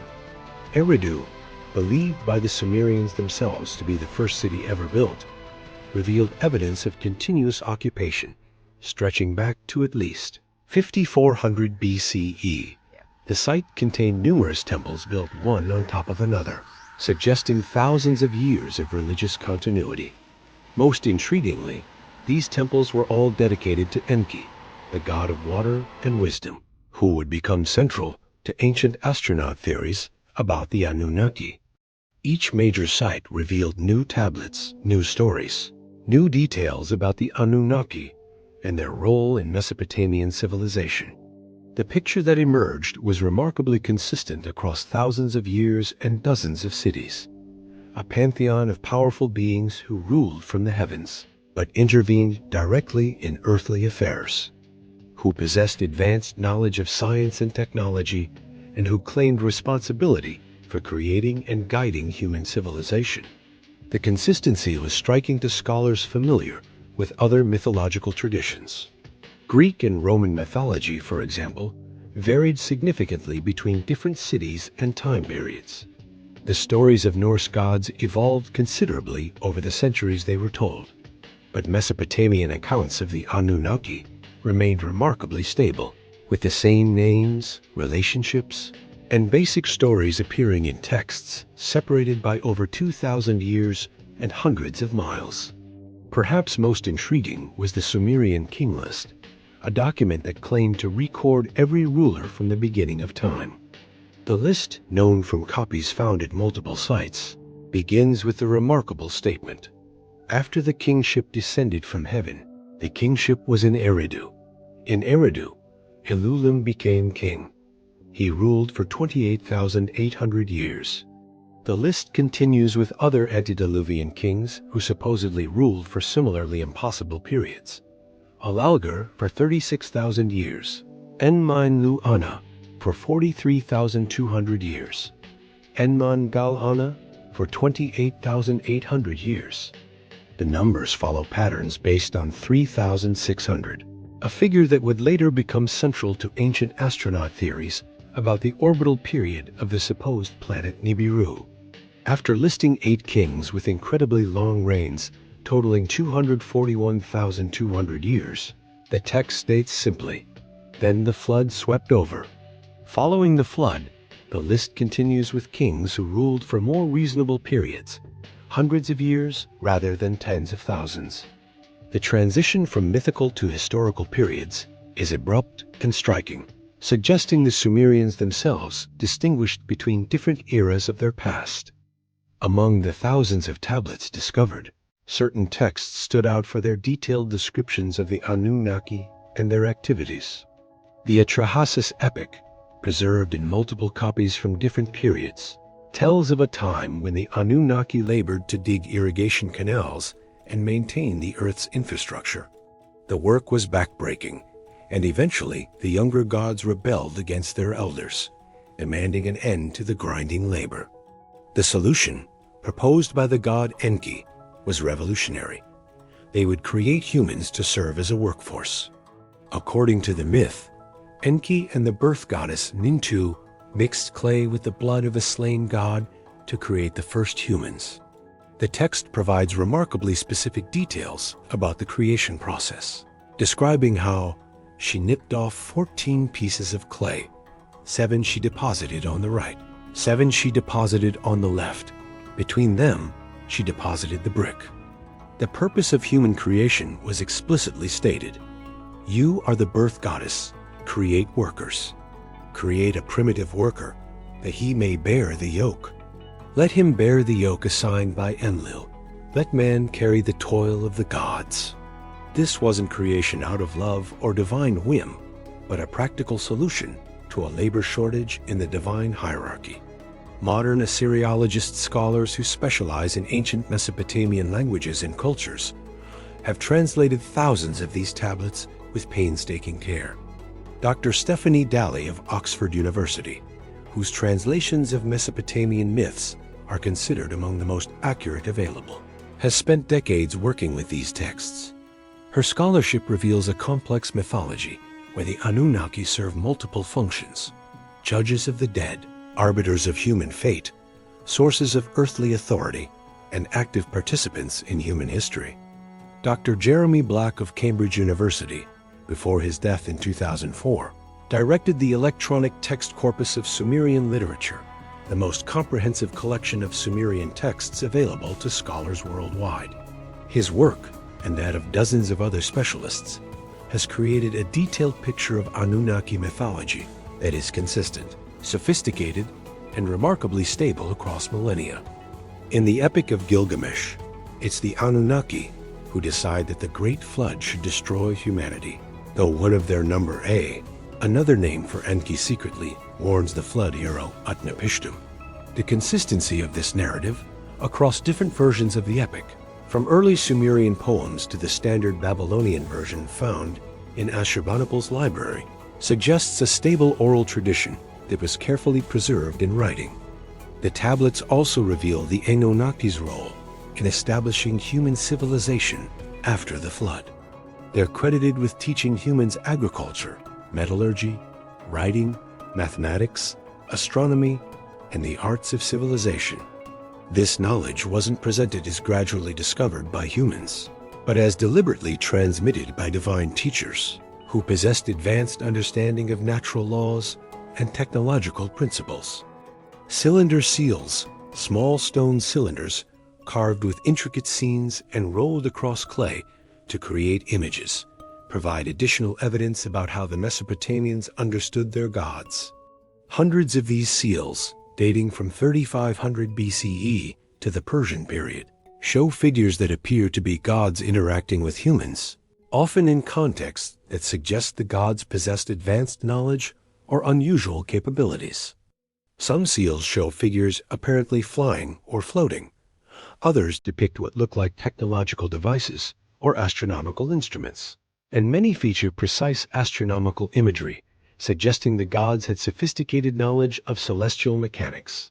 To mainstream archaeologists, these are symbolic representations of divine power and knowledge.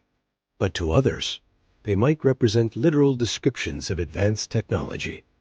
The seals also frequently show the tree of life, a stylized plant or technological device that appears in Mesopotamian art for over 3,000 years. Figures identified as Anunnaki are often shown tending or activating this device, sometimes while carrying what appear to be bucket-like objects.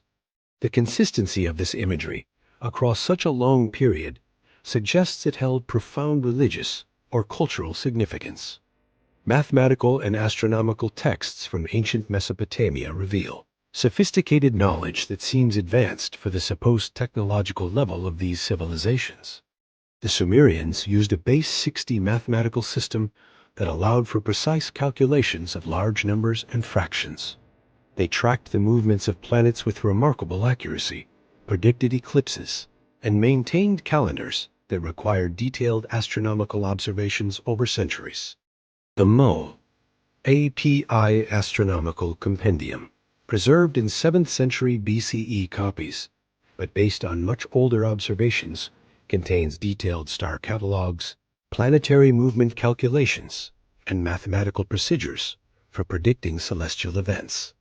The text demonstrates knowledge of the precession of equinoxes, the varying lengths of day and night throughout the year, and the complex movements of the 5 visible planets. Most remarkably, Mesopotamian astronomers calculated the length of the year to within minutes of the correct figure and developed mathematical models for planetary motion that would not be improved upon until the work of Johannes Kepler in the 17th century CE. How Bronze Age civilizations achieved such precision using only naked eye observations remains a puzzle that impresses modern astronomers. The tablets also contain medical texts that demonstrate sophisticated understanding of anatomy, pharmacology, and surgical procedures. The Edwin Smith Papyrus from Egypt, dating to around 1600 BCE, but copying much older material, describes surgical procedures and anatomical observations that suggest detailed knowledge of human physiology. Similar Mesopotamian texts describe medical procedures, pharmaceutical preparations, and diagnostic techniques that seem remarkably advanced. Legal texts provide additional insights into how the Mesopotamians understood their relationship with the Anunnaki. The Code of Hammurabi, carved around 1750 BCE, explicitly states that the king received his laws directly from the god Shamash, who was a member of the Anunnaki Council. The prologue declares, "When the lofty Anu, king of the Anunnaki, and Enlil, lord of heaven and earth, determined the destiny of the land, they entrusted to Marduk. The Enlil functions over all people. Then Anu and Enlil called me by name, Hammurabi, the reverent, God-fearing prince, to cause righteousness to prevail in the land." This wasn't merely symbolic language, but represented genuine belief that earthly law derived from divine command. The laws themselves show sophisticated understanding of justice, property rights, contract law, and social organization. It suggests guidance from highly intelligent sources, whether divine or otherwise. For over 150 years, the archaeological record seemed to paint a clear picture. The Anunnaki were mythological beings, products of humanity's earliest attempts to understand the world through religious narrative. The translations were consistent across multiple scholars and institutions. The context seemed clear, and the interpretation appeared settled within academic circles. The tablets revealed a sophisticated religious system that served multiple functions in ancient society, explaining natural phenomena, legitimizing political authority, providing moral guidance, and offering hope for divine protection and intervention. The stories functioned as ancient science, politics, philosophy, and psychology rolled into a comprehensive worldview that helped early urban civilizations organize themselves and make sense of their existence. But even within mainstream archaeology, certain anomalies troubled scholars. The mathematical and astronomical sophistication of these ancient civilizations seemed to exceed what should have been possible given their supposed technological limitations.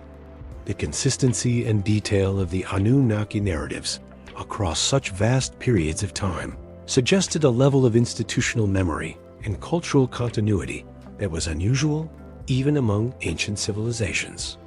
The precision of ancient architecture, the sophistication of early writing systems, the advanced understanding of metallurgy and engineering, all seemed to develop with remarkable rapidity in the early phases of Mesopotamian civilization, as if the knowledge came from outside sources rather than through gradual indigenous development. These observations remained within the bounds of conventional archaeological interpretation, explained through theories about rapid cultural evolution, the accumulation of knowledge over generations, and the innovative capabilities of early urban civilizations. The anomalies were noted, but not seen as threatening to the overall understanding of human cultural development. Then, in the 1970s, a former journalist and self-taught translator named Zakaria Sitchin began to challenge everything the experts thought they knew about these ancient texts.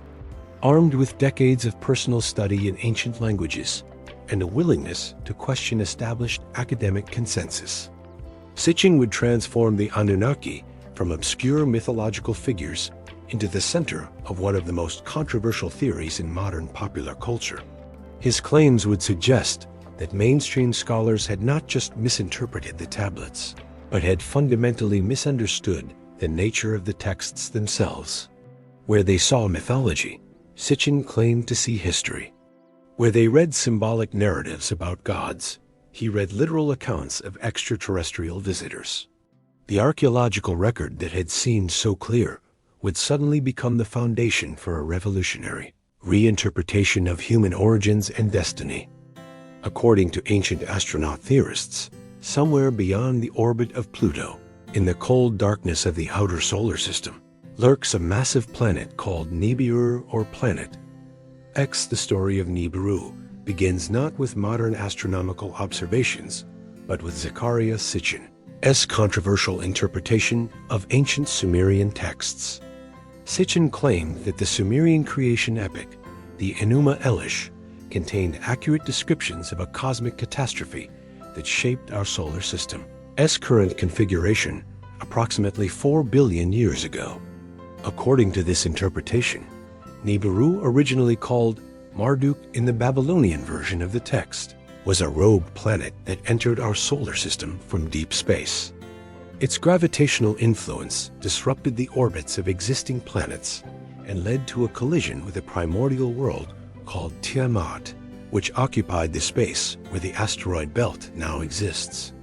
The collision split Tiamat in half. One portion became Earth, knocked into its current orbit closer to the Sun, while the other half was shattered to create the asteroid belt and various comets. Nibiru itself was captured by our Sun's gravity and settled into its current highly elliptical orbit, taking 3,600 Earth years to complete each revolution around our solar system. Sitchin argued that this cosmic catastrophe was remembered in the mythologies of ancient civilizations not as religious allegory, but as preserved historical memory passed down from eyewitness accounts of the actual event. The Anunnaki inhabitants of Nibiru, having survived the collision that reshaped our solar system, became the gods worshipped by early human civilizations. The mathematical precision of the 3,600-year orbital period wasn't coincidental, according to ancient astronaut theorists. This number appears repeatedly in Mesopotamian texts and calculations, from the reigns of antediluvian kings to astronomical observations to religious ceremonies. The consistency suggested that ancient peoples maintained accurate records of Nibiru's orbital period based on direct observation of the planet during its periodic approaches to Earth. The story of Anunnaki contact with Earth begins 450,000 years ago, during Nibiru's first approach to the inner solar system after the cosmic collision. By this time, the inhabitants of Nibiru had developed advanced spacefaring technology and were facing an environmental crisis that threatened their civilization's survival. Their planet's atmosphere was deteriorating due to what modern theorists describe as a runaway greenhouse effect caused by volcanic activity, and the loss of atmospheric gases to space during the long periods when Nibiru traveled through the cold outer reaches of the solar system. The solution their scientists proposed was ambitious: They would create a shield of microscopic gold particles in their upper atmosphere to reflect harmful radiation and stabilize their planet's climate. Gold, however, was relatively scarce on Nibiru. Their geological surveys revealed that Earth, the transformed remnant of Tuat, possessed abundant gold deposits that could be extracted to save their home world. The first Anunnaki expedition to Earth was therefore not a mission of conquest or exploration, but a desperate attempt to gather the resources needed for planetary survival. The expedition was led by Enki, whom ancient astronaut theorists identify as Nibiru's leading expert in planetary engineering and terraforming. His advanced team established their first base in what is now the Persian Gulf, taking advantage of the region's favorable climate and access to fresh water from the Tigris and Euphrates rivers. Initial surveys confirmed that Earth possessed the gold they needed, but extraction would require massive mining operations in regions far from their base. The richest deposits were located in southeastern Africa, where gold veins lay close to the surface and could be accessed with relatively simple mining techniques. For thousands of years, according to this theory, the Anunnaki maintained mining colonies throughout Africa, while shipping refined gold back to Nibiru during each 3,600-year orbital approach. The work was difficult even for beings with advanced technology, requiring large numbers of workers to excavate, process, and transport enormous quantities of ore. The Anunnaki weren't immortal, despite their advanced science and technology. They aged and died like any biological species, though their lifespans were considerably longer than those of humans. Maintaining the mining operations across multiple orbital cycles required either continuous immigration from Nibiru or the establishment of permanent colonies that could sustain themselves between the home planet's visits. The mining work proved more challenging than anticipated. Even with advanced tools and machinery, extracting sufficient quantities of gold required intensive manual labor that was physically demanding and psychologically demoralizing for beings accustomed to a more technologically sophisticated lifestyle on their home world. Tensions gradually developed between different classes of Anunnaki workers. The Igigi, or younger gods responsible for most of the manual labor, grew increasingly resentful of the grueling work, while the Anunnaki leadership enjoyed more comfortable administrative roles. After thousands of years of mining operations, these tensions reached a breaking point that would change the course of both Anunnaki and human history. The rebellion, when it came, was carefully organized and decisive. According to Sitchin's interpretation of the Atrahasis epic, the Igigi laid down their mining tools, gathered in assembly, and marched to confront their superiors with demands for better working conditions or an end to the exhausting labor requirements. The crisis threatened to collapse the entire Earth operation just when Nibiru's environmental problems were becoming critical. Without steady gold shipments, their home world would face atmospheric collapse and the extinction of their civilization. But forcing the rebellious workers back to the mines would likely lead to further unrest and possible violence that could destroy the colonial infrastructure. Enki proposed a radical solution that would resolve both the labor shortage and establish a permanent presence on Earth that could maintain mining operations between Nibiru's orbital approaches. They would create a hybrid species by combining Anunnaki DNA with that of the primitive hominids already evolving on Earth. This genetic engineering project wasn't theoretical speculation, but practical biotechnology based on advanced understanding of DNA manipulation and embryonic development. The Anunnaki possessed scientific knowledge that allowed them to identify compatible genetic sequences, combine DNA from different species, and produce viable offspring with characteristics drawn from both parent organisms. The process required careful selection of both Anunnaki genetic contributors and suitable Earth hominids. According to ancient astronaut theory, the Anunnaki chose Homo erectus as their base species because these early humans were already using tools, living in social groups, and demonstrating intelligence superior to other Earth animals. The genetic engineering wasn't a simple mixing of DNA, but a sophisticated process of selecting specific genetic sequences that would produce beings with the desired characteristics. The resulting hybrids needed to be intelligent enough to understand complex instructions and perform skilled labor, physically robust enough to endure harsh mining conditions, and psychologically suitable for long-term cooperation with their Anunnaki supervisors. The first generation of human Anunnaki hybrids were essentially prototype workers, created in limited numbers to test the viability of the genetic combination.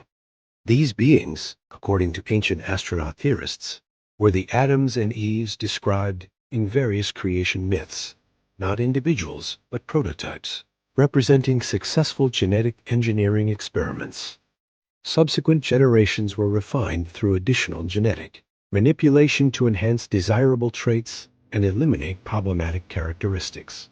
The process took thousands of years and multiple iterations before producing humans capable of maintaining complex agricultural and mining operations independently. But the genetic engineering had unintended consequences that would complicate the relationship between creators and creations.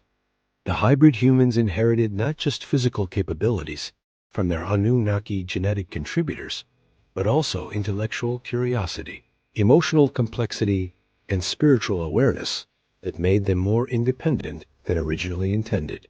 Some Anunnaki, particularly those led by Enki, viewed these developments positively and worked to protect and educate their human creations. Others, led by Enlil, saw human independence as a threat to colonial security and advocated for strict control or elimination of potentially rebellious populations. These conflicts between different Anunnaki factions played out through human proxies as different groups of humans received support, technology, and guidance from competing extraterrestrial sponsors. Ancient wars, according to this interpretation, were actually conflicts between human allies of different Anunnaki leaders, rather than purely terrestrial political disputes. The Tower of Babel story, for example, represents an attempt by Enki's human allies to build a space launch facility that would allow direct communication with the Anunnaki without going through official colonial channels. Enlil's faction destroyed the project and scattered the population to prevent humans from achieving technological independence. The flood narrative takes on new meaning in this context as well. The global catastrophe wasn't divine punishment for human sinfulness, but a deliberate attempt by Enlil's faction to eliminate human populations that had become too numerous and independent to control effectively. Enki's secret warning to selected humans ensured survival of genetic lineages that could be more easily managed in the post-flood world. Evidence for these ancient astronaut theories, supporters claim, can be found in archaeological sites around the world that demonstrate engineering capabilities beyond what conventional histories suggest ancient peoples should have possessed. The precision and scale of megalithic architecture at sites like Giza, Baalbek, Sacsayhuaman, and Puma Punku all allegedly require explanation through extraterrestrial intervention or guidance. The Great Pyramid of Giza serves as perhaps the most frequently cited example of impossible ancient architecture. Its construction required moving and precisely positioning over 2 million stone blocks, some weighing up to 80 tons, with tolerances that challenge modern engineering capabilities. The pyramid's mathematical relationships encode advanced knowledge of pi, the golden ratio, Earth's dimensions, and astronomical constants that Bronze Age Egyptians supposedly couldn't have known. Conventional archaeology explains these achievements through sophisticated but technologically simple techniques: careful planning, skilled craftsmanship, enormous human labor forces, and engineering methods that have been partially reconstructed through experimental archaeology. But ancient astronaut theorists argue that such precision required guidance from beings with advanced mathematical and engineering knowledge. The massive stone blocks at Baalbek in Lebanon present an even greater puzzle. The Roman temple complex sits on a foundation It includes precisely cut stones weighing over 800 tons, among the largest worked stones ever quarried. Even more mysterious are unfinished blocks in the nearby quarry that weigh an estimated 1,200 tons or more. Modern construction equipment can barely handle stones of such mass, raising questions about how ancient builders intended to transport them half a mile uphill to the construction site. Ancient astronaut theorists suggest that these stones could only have been moved using advanced technology provided by extraterrestrial engineers. The precision-fitted walls at Sacsayhuaman in Peru demonstrate another type of allegedly impossible ancient engineering. The massive stones are cut and fitted together with such accuracy that knife blades cannot be inserted between them, despite their irregular shapes and the fact that no mortar was used in construction. The precision extends to complex interlocking joints that would challenge modern stonemasons, using power tools and computer-aided design. Pumapunku in Bolivia presents perhaps the most challenging puzzle for conventional archaeology. The site contains ace-shaped blocks cut from red sandstone and andesite with precise right angles, smooth surfaces, and complex interlocking joints that suggest machine precision manufacturing. Some blocks show evidence of drilling techniques that seem to require tools harder than the stones themselves.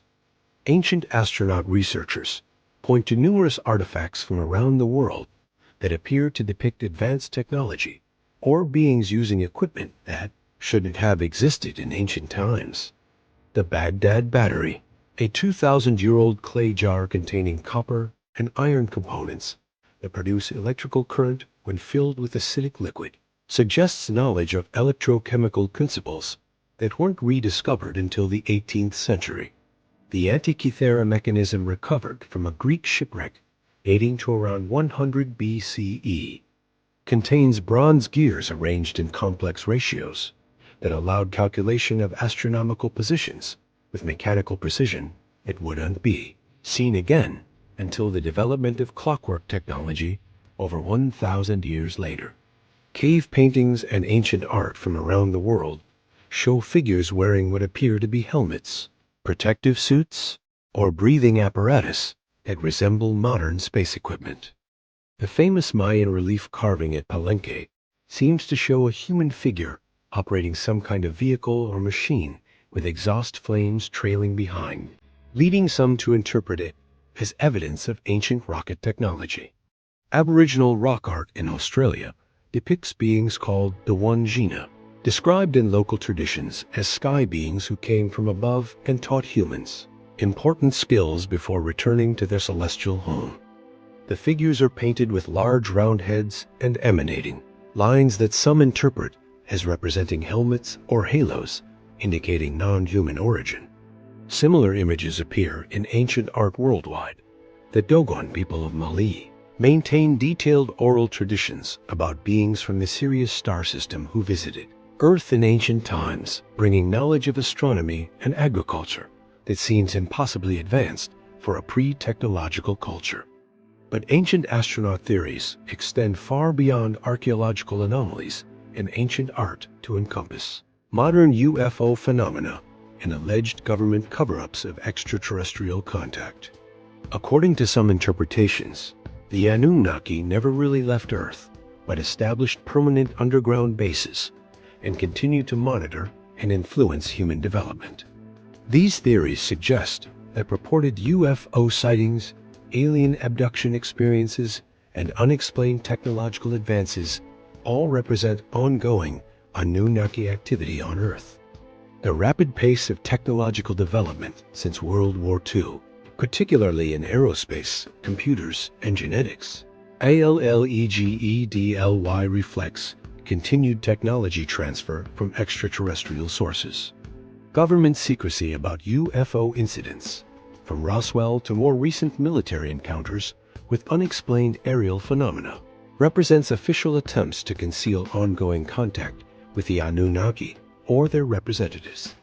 The establishment of organizations like Area 51 and various black budget programs allegedly serves to reverse engineer extraterrestrial technology, while maintaining public ignorance about humanity's true origins and current situation. Some conspiracy theorists go even further, suggesting that secret societies, powerful families, and government organizations represent a hidden hierarchy that ultimately serves Anunnaki interests. The prevalence of ancient symbols in modern institutions, the all-seeing eye on currency, pyramid imagery in architecture, references to ancient gods in official seals and logos allegedly, demonstrates continued extraterrestrial influence over human affairs. The reptilian conspiracy theory, popularized by researchers like David Icke, claims that shape-shifting reptilian beings have infiltrated human society at the highest levels. According to this theory, world leaders, celebrities, and powerful individuals are either reptilian beings in disguise or human reptilian hybrids working to advance an alien agenda of global control. These ideas often incorporate elements of traditional anti-Semitic conspiracy theories, but redirect the focus toward extraterrestrial rather than purely human conspiracies. The alleged reptilian overlords are sometimes identified with the Anunnaki, who are portrayed as having maintained control over human civilization through hybrid bloodlines and secret organizations throughout history. The internet has allowed these conspiracy theories to flourish and evolve through online communities that analyze everything from ancient texts to modern political events through the lens of Anunnaki manipulation. YouTube channels, websites, and social media groups dedicated to exposing alleged extraterrestrial control accumulate millions of followers and hundreds of millions of views. Popular culture has embraced many elements of ancient astronaut theories, from science fiction films and television series to video games and novels. The Stargate franchise explicitly built its mythology around ancient aliens posing as gods, while shows like Ancient Aliens have brought these ideas to mainstream television audiences worldwide. The psychological appeal of these theories is powerful and multifaceted. They offer simple explanations for complex historical and contemporary problems, provide clear villains responsible for humanity's suffering, and promise hidden knowledge that makes believers feel enlightened and special. In an age of rapid technological change and social uncertainty, the idea that extraterrestrial beings have always guided human development provides a sense of order and cosmic purpose. But the theories also tap into deeper existential anxieties about human agency and independence. If the Anunnaki created us as a servant species and continue to manipulate our development, then human achievements become less impressive and our future less certain. The empowerment that comes from possessing secret knowledge is balanced by the disturbing implication that humanity has never been truly free. Modern ancient astronaut theories have also spawned a significant commercial industry. Books, documentaries, conferences, and tours to alleged alien sites generate millions of dollars in revenue annually. Ancient astronaut tourism takes believers to locations around the world where they can see supposed evidence of extraterrestrial visitation firsthand. The movement has also influenced New Age spirituality and alternative healing practices. Some groups claim to channel messages from the Anunnaki or other extraterrestrial beings, while others offer services designed to activate dormant alien or connect with cosmic consciousness inherited from humanity's extraterrestrial creators. Despite their popularity, these conspiracy theories remain highly controversial within mainstream academic and scientific communities. Critics argue that they promote pseudoscience, encourage distrust of legitimate institutions, and in some cases, perpetuate harmful stereotypes about ancient cultures and contemporary minority groups. The debate over ancient astronaut theories reflects broader tensions between popular culture and academic expertise, between democratic access to information and specialist knowledge, between the human need for meaning and the scientific commitment to evidence-based conclusions. Whether these theories represent suppressed truths about human origins or modern myths that tell us more about contemporary anxieties than ancient realities remains one of the most contentious. questions in the ongoing dialogue between mainstream scholarship and alternative research communities. The sky. But the conspiracy theories go far beyond ancient history. According to some interpretations, the Anunnaki never really left Earth. Instead, they've remained here, working behind the scenes to control human civilization for their own purposes. This theory suggests that secret societies, world governments, and powerful families are all part of a hidden hierarchy that ultimately serves our extraterrestrial overlords. The evidence, proponents claim, is hidden in plain sight. The all-seeing eye on the American dollar bill, the prevalence of pyramid symbolism in government buildings, and corporate logos, the recurring themes of sky gods and divine kingship in cultures around the world, all point to continued Anunnaki influence. Some theorists go even further, suggesting that the Anunnaki have established underground bases on Earth and continue their genetic experiments on humanity. They point to reports of alien abductions, cattle mutilations, and unexplained medical procedures as evidence of ongoing extraterrestrial activity. The reptilian conspiracy theory, popularized by authors like David Icke, claims that shape-shifting, reptilian beings often identified with the Anunnaki have infiltrated human society at the highest levels. According to this theory, world leaders, celebrities, and power brokers are either reptilian beings in disguise or human-reptilian hybrids working to advance an alien agenda. These theories often incorporate elements of ancient astronaut research with modern UFO sightings and government conspiracy theories. Area 51, the Roswell incident, and alleged government cover-ups of extraterrestrial contact all become part of a larger narrative stretching back to humanity's earliest contact with the Anunnaki. The internet has allowed these theories to flourish and evolve. Online communities analyze everything from ancient Sumerian tablets to modern political events through the lens of Anunnaki conspiracy theories.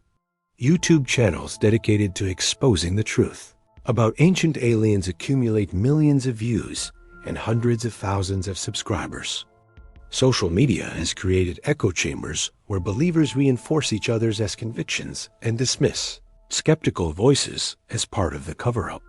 Hashtags like hashtag #NUNAKI, hashtag Ancient Aliens, and hashtag NIBIRU trend regularly, spreading these ideas to new audiences around the world. The appeal of these conspiracy theories is powerful.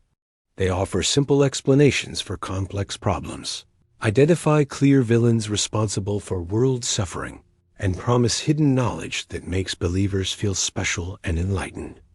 In an age of rapid change and social uncertainty, the idea that all of human history has been guided by extraterrestrial beings provides a sense of order and meaning.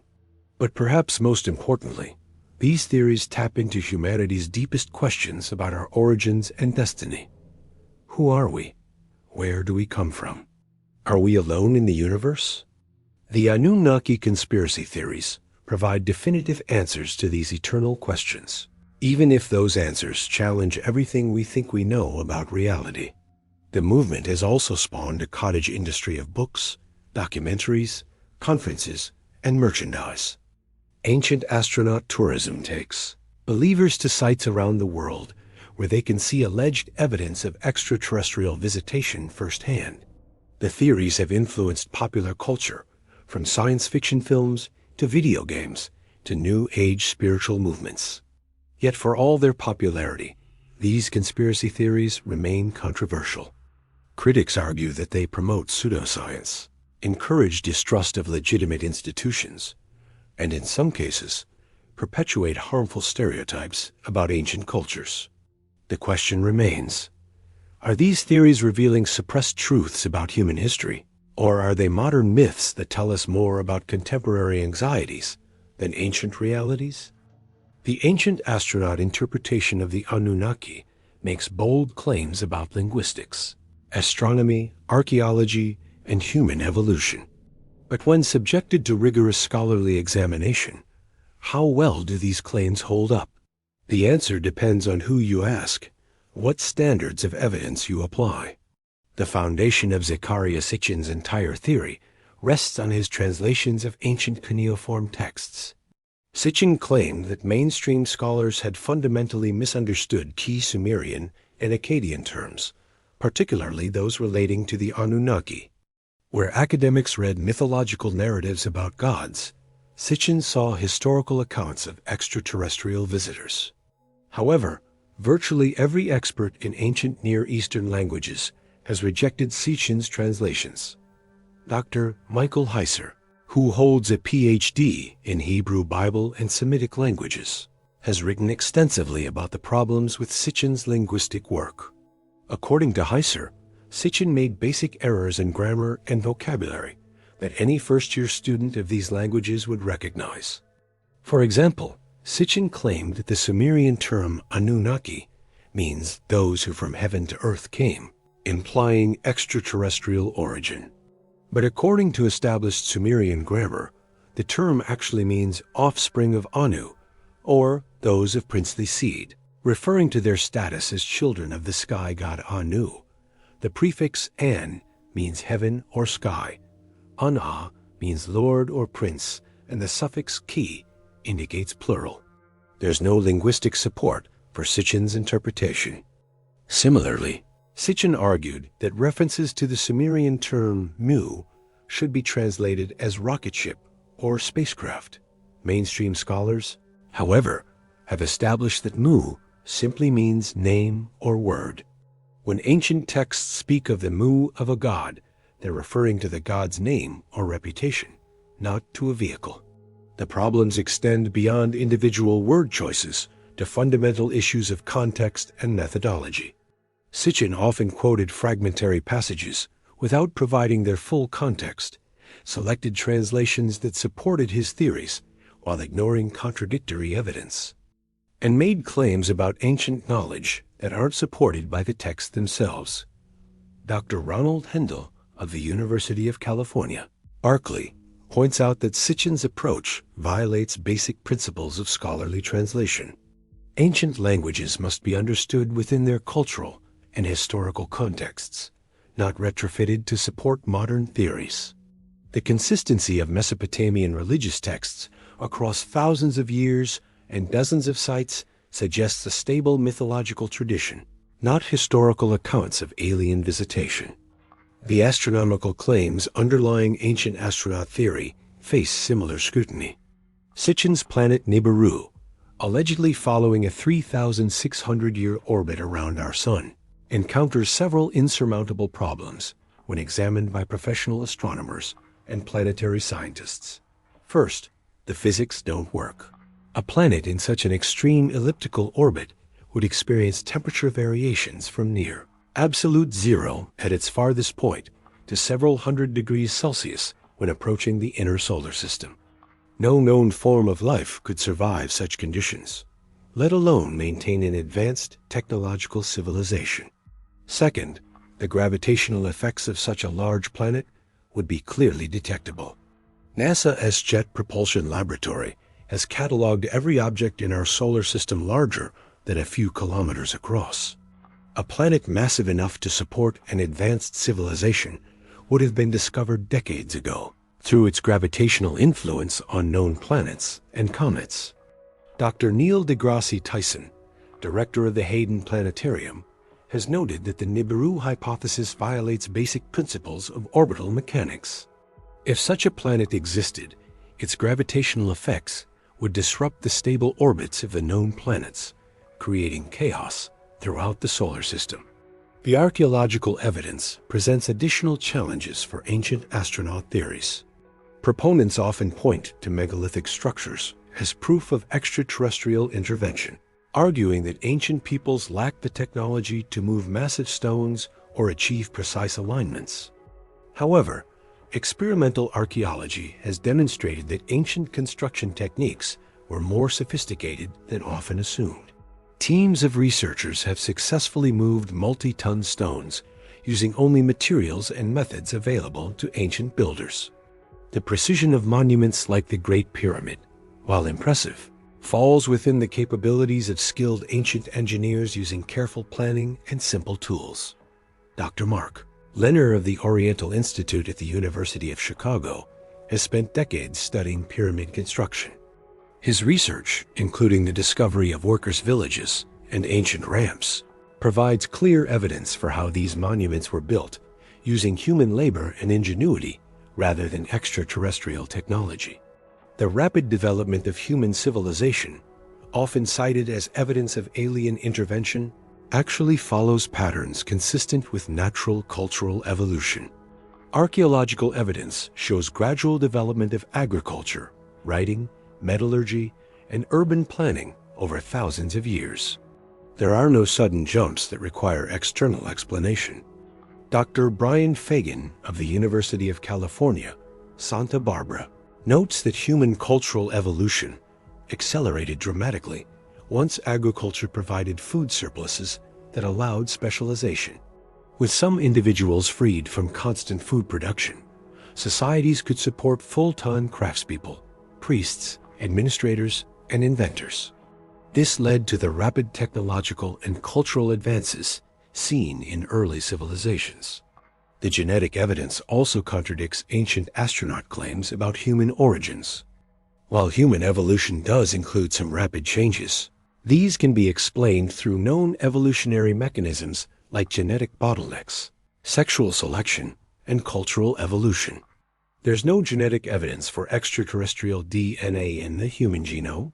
Dr. Spencer Wells, director of the Genographic Project, has used genetic analysis to trace human migration patterns around the world. The data consistently supports the African origin of modern humans around 200,000 years ago, followed by gradual migration and evolution.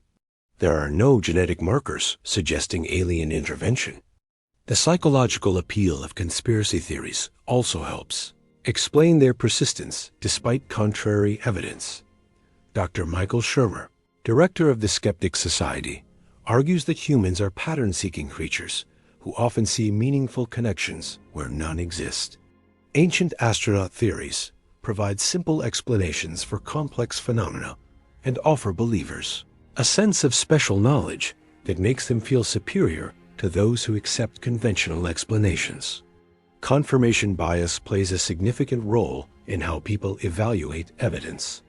Believers in ancient astronaut theories tend to focus on anomalies and unexplained phenomena while dismissing evidence that contradicts their beliefs. They interpret ambiguous evidence in ways that support their preconceptions and reject expert analysis as part of a cover-up. The sociological factors behind belief in these theories are equally important. Dr. Jody Dean of Hobart and William Smith Colleges has studied how conspiracy theories function in modern society. She argues that they often serve as forms of political resistance, allowing people to reject official narratives and claim agency in understanding their world. In the case of ancient astronaut theories, this resistance often targets academic institutions, government agencies, and scientific establishments. Believers portray themselves as truth seekers fighting against a conspiracy of silence, maintained by experts who either don't understand the evidence or are actively suppressing it. The persistence of these theories, despite contrary evidence, reflects broader tensions between popular culture and academic expertise. In an era where information is democratized through the internet, traditional gatekeepers of knowledge face challenges from amateur researchers who claim to have discovered truths that experts have missed or hidden. Yet the standards that govern scholarly research exist for good reasons. Peer review, replication of results, and rigorous methodology help ensure that conclusions are based on solid evidence rather than wishful thinking or selective interpretation. The consensus among experts who specialize in ancient languages, archaeology, and astronomy represents the best current understanding of the evidence, even if that understanding is less exciting than extraterrestrial intervention. This doesn't mean that academic consensus is infallible, or that amateur researchers can't make valuable contributions. Scientific understanding evolves as new evidence emerges and new methods are developed. But extraordinary claims require extraordinary evidence, and the ancient astronaut interpretation of the Anunnaki has not met that standard. The burden of proof lies with those making revolutionary claims about human history, not with scholars defending established understanding. Until ancient astronaut theorists can provide linguistic, archaeological, and astronomical evidence that withstands rigorous peer review, their theories remain speculation rather than established fact. Regardless of their factual basis, the ancient astronaut theories surrounding the Anunnaki have had an undeniable impact on popular culture. From Hollywood blockbusters to video games, from New Age spirituality to conspiracy theory communities, the idea of ancient alien gods has captured the global imagination in ways that academic Assyriology never could. The transformation began in the 1970s with Sitchin's books, but it accelerated dramatically with the rise of mass media and eventually the internet. Science fiction films have repeatedly drawn on ancient astronaut themes, from 2001, A Space Odyssey, to Stargate, to Prometheus. These movies don't necessarily endorse the theories, but they normalize the concept that humanity's past might involve extraterrestrial contact. The Stargate franchise, in particular, explicitly built its mythology around the premise that ancient Egyptian gods were actually aliens who enslaved humanity. The series ran for over a decade and spawned multiple spin-offs, introducing millions of viewers to the core concepts of ancient astronaut theory through entertaining science fiction narratives. Video games have embraced similar themes. The Assassin's Creed series weaves ancient astronaut elements throughout its historical fiction, suggesting that a precursor race influenced human development across multiple civilizations. The Mass Effect trilogy includes ancient artifacts and extinct civilizations that echo real-world conspiracy theories about lost advanced cultures. The History Channel's Ancient Aliens series, which premiered in 2009, marked a turning point in bringing these theories to mainstream television. Running for over 20 seasons and hundreds of episodes, the show has featured the Anunnaki as recurring characters in humanity's alleged extraterrestrial history. While presented as documentary programming, critics argue that the show blurs the line between entertainment and education. The internet has democratized both the creation and consumption of ancient astronaut content. YouTube channels dedicated to these theories accumulate millions of views, with creators analyzing everything from ancient art to modern UFO sightings through the lens of Anunnaki intervention. Social media platforms allow believers to share images, videos, and articles that reinforce their convictions and attract new followers. Online communities have formed around ancient astronaut research, creating networks of amateur investigators who collaborate on analyzing ancient texts, artifacts, and architectural sites. These communities often develop their own specialized vocabularies, reference materials, and standards of evidence that differ significantly from academic norms. The theories have also influenced New Age spirituality movements. Some groups incorporate Anunnaki mythology into their belief systems, claiming to channel messages from these ancient beings or to possess special knowledge about humanity's extraterrestrial origins. Workshops, conferences, and retreats offer spiritual experiences based on ancient astronaut themes. The commercial impact has been substantial. Books on ancient astronaut theories regularly appear on bestseller lists. Documentary films and television series generate significant revenues. Conferences and tours to alleged alien sites attract thousands of paying participants. Merchandise ranging from books and DVDs to clothing and jewelry capitalizes on public interest in these themes. Tourism has embraced ancient astronaut theories as well. Sites like the Pyramids of Giza, Pumapunku in Bolivia, and the Nazca Lines in Peru market themselves to visitors interested in possible extraterrestrial connections. Tour guides often include ancient astronaut interpretations in their presentations, regardless of their factual basis. The educational impact is more controversial. While mainstream academic institutions continue to teach conventional interpretations of ancient history. Alternative education movements have embraced ancient astronaut theories. Some homeschooling curricula include these ideas as legitimate historical hypotheses. Online courses and educational websites present ancient astronaut theories alongside or instead of traditional archaeological interpretations. The global reach of these ideas is remarkable. Ancient astronaut theories have been translated into dozens of languages and adapted to local mythologies around the world. What began as interpretations of Mesopotamian texts has expanded to include alleged extraterrestrial influences on every major ancient civilization. The cultural impact extends beyond entertainment and education to influence how people understand their place in the universe. For believers, ancient astronaut theories provide answers to fundamental questions about human origins, purpose, and destiny.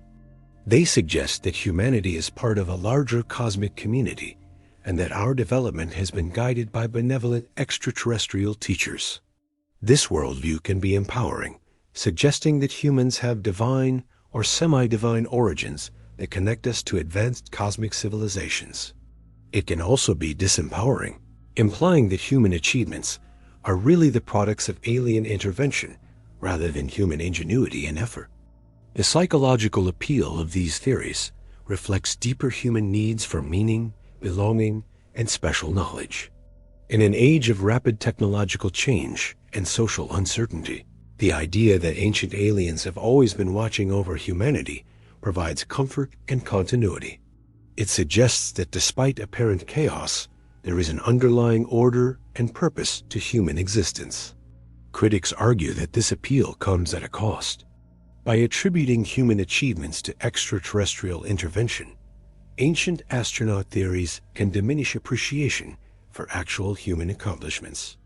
They may also promote distrust of legitimate institutions and encourage belief in unfounded conspiracy theories. The cultural impact of Anunnaki theories also intersects with broader issues of cultural representation and appropriation. Many ancient astronaut interpretations focus on non-Western civilizations, suggesting that peoples in Africa, Asia, and the Americas needed alien assistance to create their monuments and achievements. Critics argue that this reflects underlying racist assumptions about the capabilities of non-European peoples. Regardless of these criticisms, the cultural influence of ancient astronaut theories shows no signs of diminishing. New books, documentaries, and online content continue to appear regularly. Social media ensures that these ideas reach new audiences constantly. The basic concepts have become part of global popular culture, referenced in everything from casual conversations to major motion pictures. The enduring appeal suggests that these theories fulfill important psychological and cultural functions, regardless of their factual accuracy. They provide narrative frameworks for understanding human history, identity, and cosmic significance that resonate with millions of people worldwide. As we reach the end of our journey through the complex world of Anunnaki mythology and theory, we're left with more questions than answers. What started as ancient Mesopotamian religious texts has evolved into a global phenomenon that touches on humanity's deepest questions about origins, identity, and cosmic significance. The scholarly consensus remains clear. The Anunnaki were mythological figures created by some of humanity's earliest civilizations to explain their world and their place within it. The cuneiform tablets that mention them are religious and literary texts, not historical records of extraterrestrial contact. The linguistic, archaeological, and astronomical evidence does not support claims of ancient alien intervention in human affairs. Yet the persistence and popularity of ancient astronaut interpretations reveal something profound about human nature and contemporary culture. These theories speak to universal human longings, the desire to understand our origins, the hope that we're not alone in the universe, and the need to feel connected to something greater than ourselves. The Anunnaki myths, whether interpreted as ancient religion or modern conspiracy theory, address fundamental questions that have driven human inquiry for millennia. Who are we? How did we come to be? What is our purpose? Are we unique in the cosmos, or part of a larger community of intelligent beings? The ancient Sumerians answered these questions through stories of gods who created humans to serve them, who established civilization through divine mandate, and who remained actively involved in human affairs. These stories provided meaning, purpose, and social cohesion for one of humanity's first urban civilizations. Modern ancient astronaut theorists answer the same questions through stories of extraterrestrial beings who genetically engineered humanity, established civilization through advanced technology, and continue to influence human development from behind the scenes. These stories provide meaning, purpose, and community for millions of people seeking alternatives to conventional narratives about human history. Both interpretations reflect the human need to create meaning from the available evidence, to construct narratives that make sense of existence, and to find one's place within a larger cosmic story. The difference lies not in the underlying human motivations, but in the methods used to evaluate evidence and construct explanations. The academic approach emphasizes rigorous methodology, peer review, and adherence to established standards of evidence. It values accuracy over appeal and seeks to understand the past on its own terms, rather than retrofitting it to support modern theories. This approach has given us remarkable insights into ancient civilizations and human development, even if the results are sometimes less dramatic than alternative theories suggest. The ancient astronaut approach emphasizes alternative interpretations, challenges to authority, and the appeal of hidden knowledge. It values revolutionary insights over conventional wisdom and seeks to reinterpret the past in ways that address contemporary concerns and anxieties. This approach has created compelling narratives that resonate with millions of people, even if the evidence supporting them is questionable. Perhaps the most important lesson from the Anunnaki phenomenon is the recognition that human beings are storytelling creatures. We cannot help but create narratives to explain our existence, and these narratives inevitably reflect our values, hopes, fears, and limitations. The stories we tell about the past reveal as much about the present as they do about ancient history. The scholarly interpretation of the Anunnaki reflects contemporary values of critical thinking, methodological rigor, and respect for cultural contexts. The ancient astronaut interpretation reflects contemporary concerns about technology, authority, and humanity's place in an increasingly complex universe. Both approaches have their strengths and limitations. Academic scholarship provides reliable methods for understanding the past, but can sometimes seem disconnected from popular interests and concerns. Alternative theories provide engaging narratives and challenge conventional thinking, but often lack rigorous standards for evaluating evidence. The future of Anunnaki studies will likely involve continued tension between these approaches. Academic scholars will continue to refine their understanding of ancient Mesopotamian religion and culture through careful analysis of texts, artifacts, and archaeological evidence. Ancient astronaut theorists will continue to reinterpret this same evidence through the lens of extraterrestrial contact, finding new ways to connect ancient myths with modern mysteries. The broader public will continue to be drawn to both approaches, seeking both reliable information about the past and engaging narratives about humanity's cosmic significance. The challenge for educators, media creators, and public intellectuals is to help people distinguish between evidence-based conclusions and speculative theories while acknowledging the legitimate human needs that both approaches address. Ultimately, the Anunnaki phenomenon reminds us that the past is not simply a collection of facts waiting to be discovered, but a complex interaction between evidence and interpretation, between what happened and what we want to believe happened. The stories we tell about ancient gods or ancient astronauts reveal as much about ourselves as they do about the past. Whether the Anunnaki were gods, kings, or visitors from the stars, they continue to serve their original function: helping human beings make sense of their existence and their place in the cosmos. In that sense, at least, they remain as powerful today as they were 5,000 years ago when the first Sumerian scribes pressed their stories into clay tablets that would survive to puzzle and inspire us across the millennia. The mystery of the Anunnaki ultimately becomes a mirror, reflecting our own hopes, fears, and deepest questions about what it means to be human in a vast and mysterious universe. And perhaps that is the most profound truth of all that in seeking to understand these ancient figures. We are really seeking to understand ourselves.